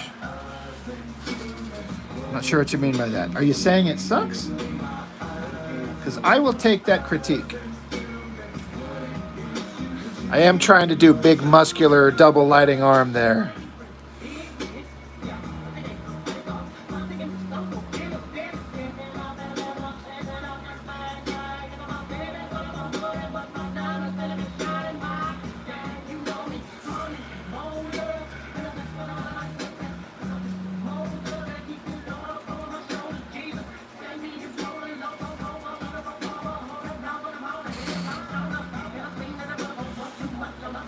David Finch said something like, I feel like I'm looking at the beginnings of an amazing artist when he looked at Daniel's work. Yeah, I remember on his live stream, and Daniel Gonzalez got his work looked at.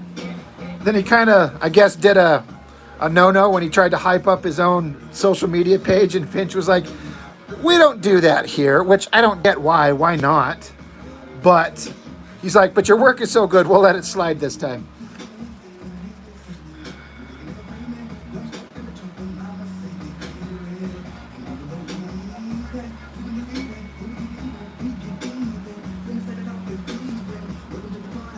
I think I see what you're talking about. Heart light is triple lighting, right?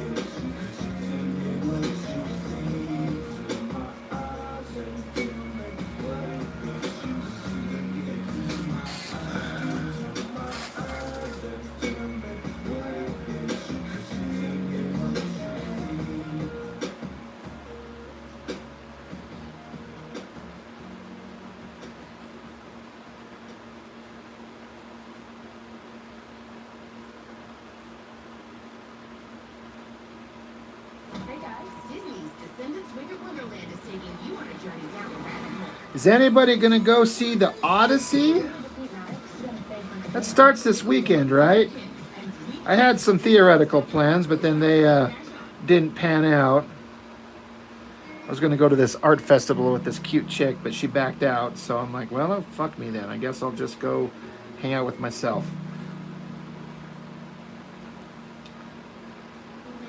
So now I'm like, well, maybe I'll watch the Odyssey and see if the hype is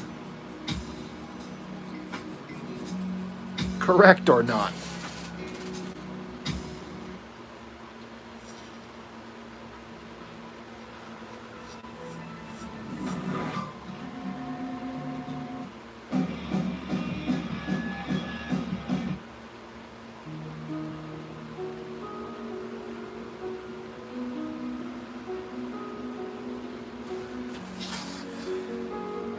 Nolan's never really steered me wrong. I mean, Tenet was interesting, but I'll never watch it again.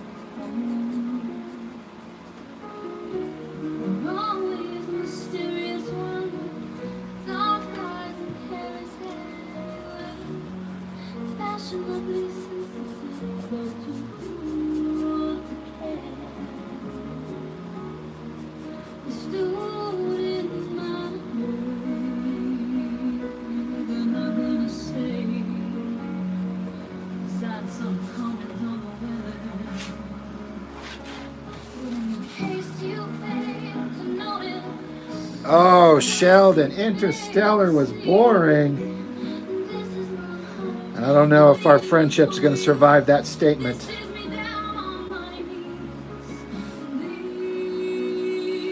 I'm going to have to do some serious soul searching on that one.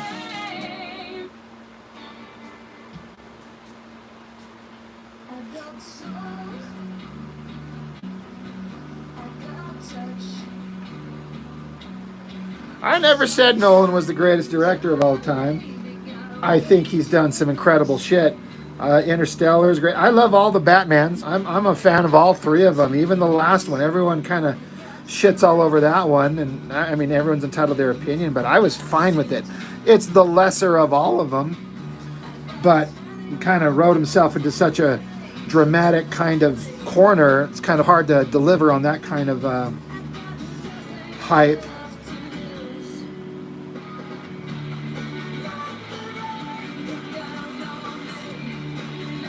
Like Interstellar, like Inception. I mean, I'm on board with it.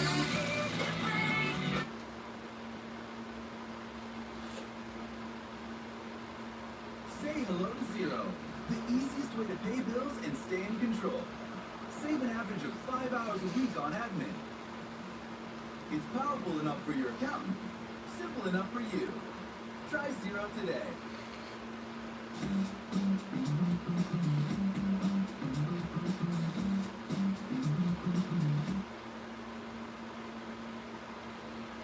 The ending was too buttoned up, Sheldon. I assume you're talking about Interstellar. I don't know. I knew going into it that this was going to have some kind of big, overly dramatic ending that might be. Are they going to stick the landing? And I wasn't super into it when it first came out, but I've subsequently come to be on board with it completely as time has gone on.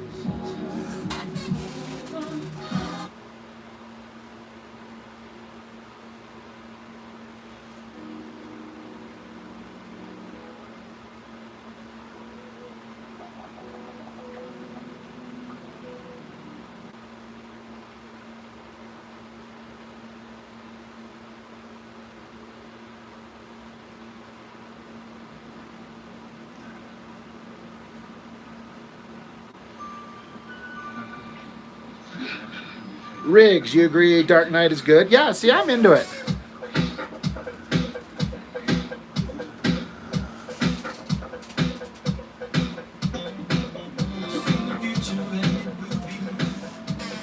I never paid attention to how hot Anne Hathaway was, but seeing her in her little Catwoman outfit, I mean, they went out of their way to not like overly sexualize her sweet ass in that outfit, but you still couldn't help but notice. I'm like, good Lord. That Anne Hathaway is smoking hot. She could get it. As usual, she wouldn't want it, but she could get it.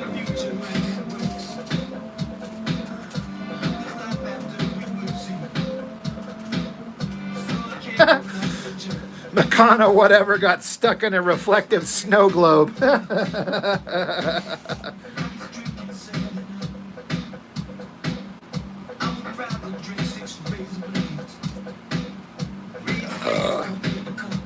Yeah, I feel like Batman Returns, Batman Begins and The Dark Knight are like the best portrayal of Batman that'll probably ever be, at least for me.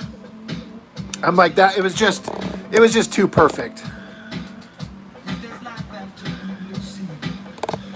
Addie, hello. Bandcamp week 1 down. You can rest for a bit.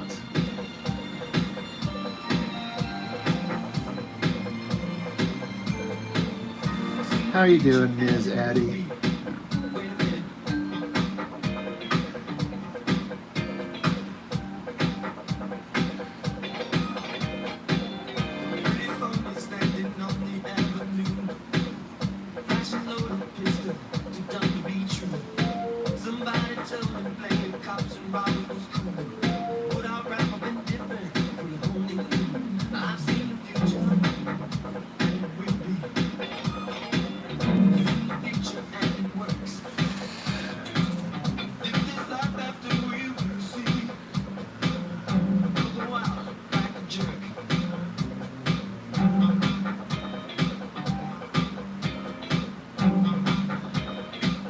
Addie, it sounds like you got a lot of stuff to do.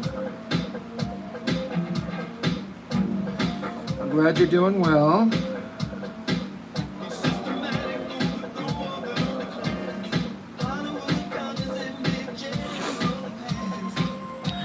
Riggs, what do I think of the rumored cast for X-Men? I haven't paid attention because it's kind of like, until we know for sure, it's all just hearsay, and then we're going to kind of like be disappointed when it's not who we thought it was. So I don't even know who the rumored casting is. I will be very interested to see who they cast as Wolverine because, well, I mean, I know there's talk about Hugh Jackman coming back for the Doomsday Avengers, but, you know, eventually they're going to have a new Wolverine actor, and I'm curious who that's going to be and what something new they can bring to that role, because Hugh Jackman nailed it, man.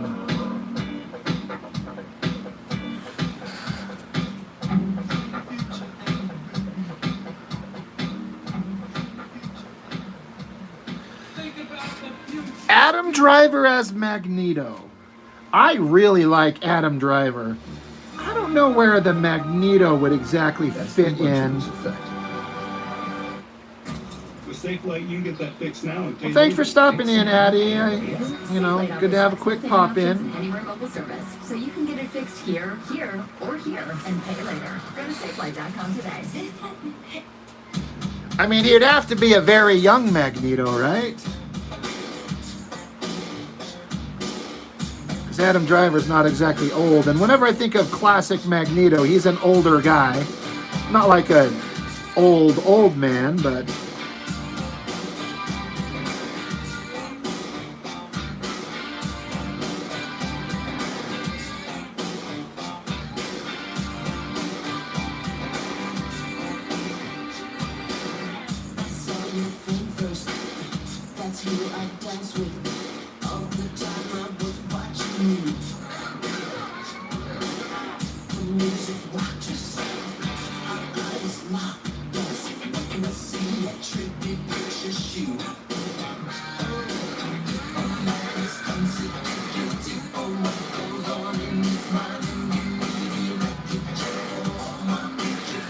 I will agree that Fassbender is an incredible Magneto. I was super into him, specifically in Days of Future Past.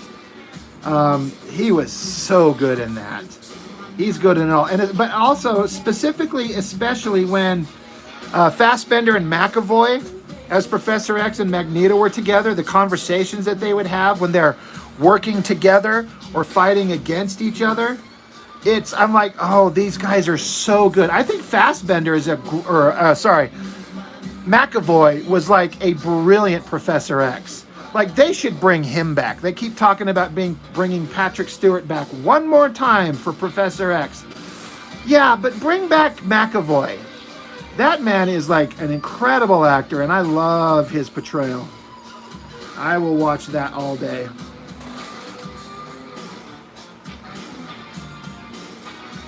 Yeah, Jose, just give us a good X-Men movie. Right. I mean, that's the first step.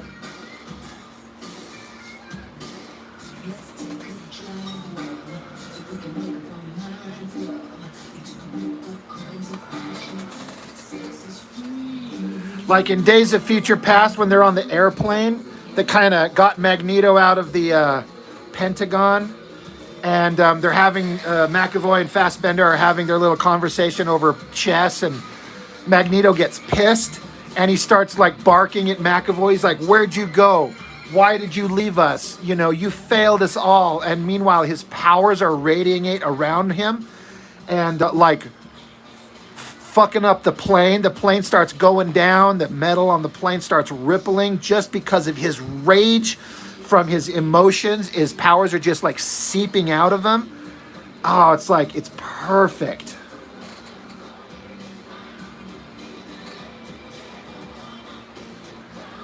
No, I never watched the Dune TV series. I tried 1,000 years ago when it was on, but I'm one of those few people that actually likes the original movie, the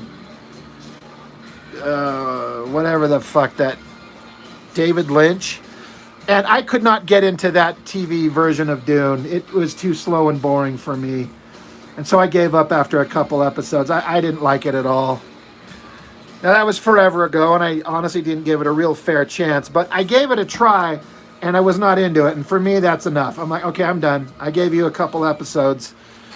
You know, like I gave Game of Thrones, I watched the entire first season, and I had to force myself to get through it, and I got done. I'm like, I gave it an entire season. It doesn't have my attention, so I'm out. I do not care about Game of Thrones. I'm like, nope, didn't care. I tried Star Trek Lower Decks, the animated show. Watched the entire first season. Never laughed once. I'm like, this show's not funny. And so I'm like, okay, I'm out. I gave it a full season attempt, but Dune, the TV show, nah.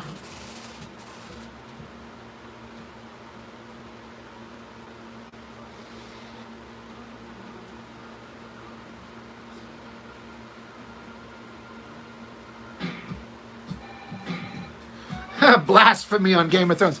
I'm not saying it's not good. I know enough people who watched it and loved it right up until they, I guess, fucked up the ending. But I'm like, it just wasn't connecting for me. I'm just like, I gave it a full season, and there was some interesting stuff, but I'm like, I don't care to watch any more of this show.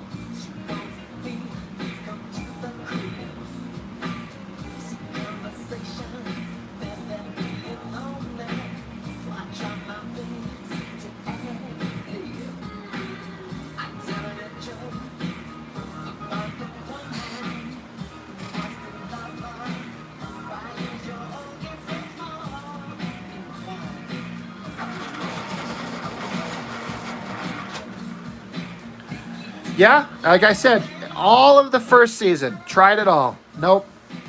I mean, I like the story of like the Momoa's character and how what's her name, Blondie, got kind of kidnapped and she was kind of earning his kind of respect and a place, and how he ended up protecting her, and like he ended up like throwing that melted pot of gold on that guy's head, and you know, there were some interesting ideas, but I'm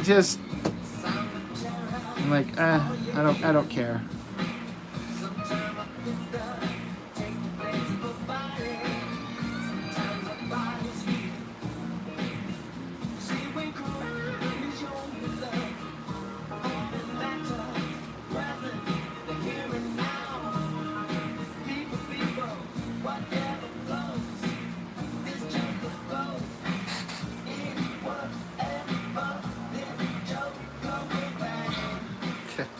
Yeah, there was that part. I'm like, all right, that's interesting.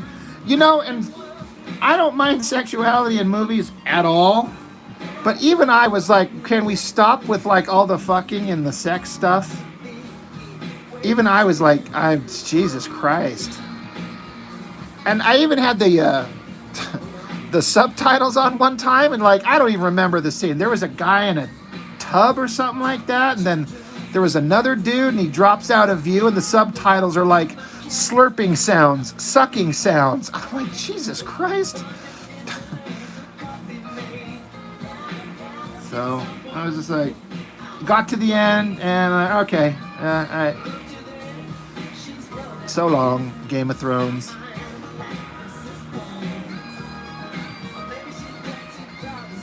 I'll go watch Lord of the Rings movies again and never be disappointed by those.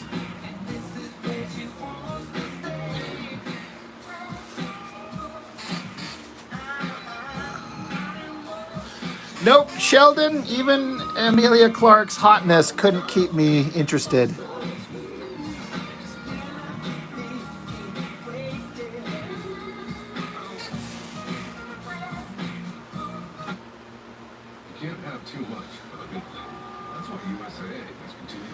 You know, I'll take Sydney Sweeney as Emma Frost all day. Just put her in some lingerie, please. You got a $1 billion movie right there.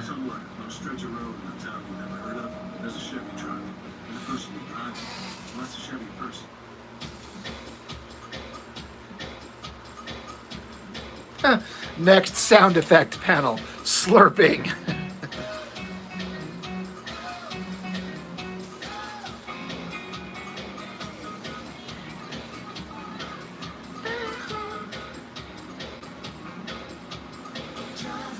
Oh, God. All right.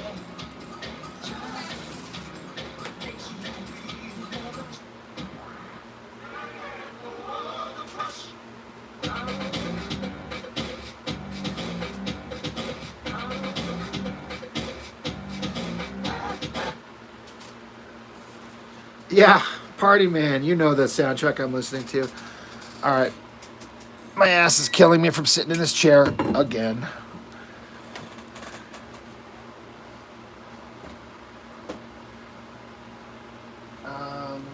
Where the hell? Hey, preview of tomorrow's video. Which one of you guys have actually seen this comic?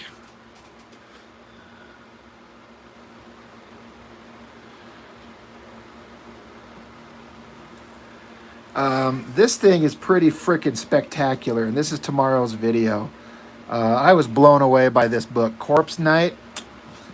Crazy good.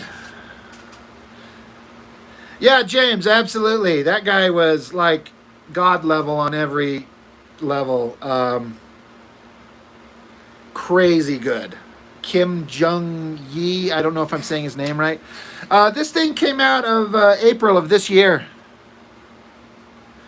Corpse Night. Buddy of mine sent it to me, and I was kind of like, all right, another new number one. But,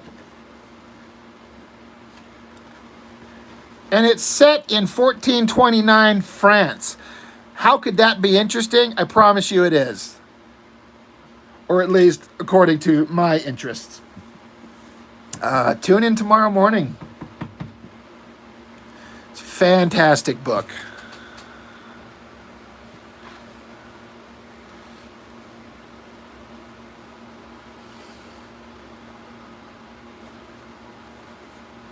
But yeah, I penciled this page. All right, let me get rid of my light box so we can see easier what I penciled tonight.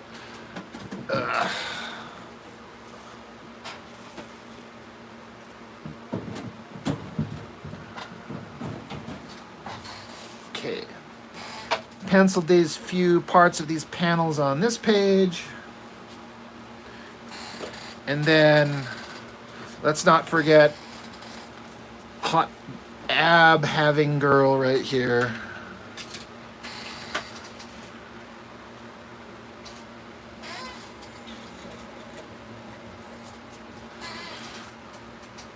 Will there be slurping at 1400? I mean, probably. You never know, right?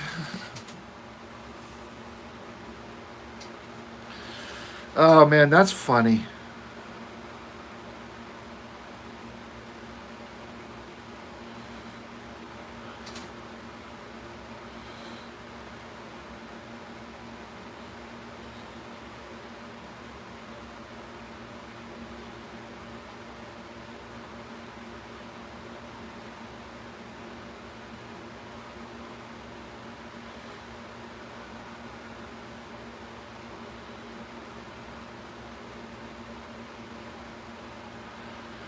Sacre bleu! Sacre bleu, mon Dieu. Anyway, guys, I'm going to bounce. I'm going to get out of this chair and go do a little editing and maybe play a little Grand Theft Auto online and get my ass handed to me and watch some YouTube before I go to bed, crank one out, go to sleep. Ooh la la, très bon. Don't worry, everybody. Everything is bone. Team America, World Police, anybody? Shit's hilarious. Adam, always lurking silently. What's up, my dude? I will catch you all later. I'll probably be on tomorrow night since I ain't got nothing else to do. So, Arlund, check you later. Oh, yeah, you draw, I draw when you draw. Awesome. I know you always are kind of lurking. I know you said that, but it's nice to know you're there, my dude. All right, guys, thank you as always. I appreciate it. See you next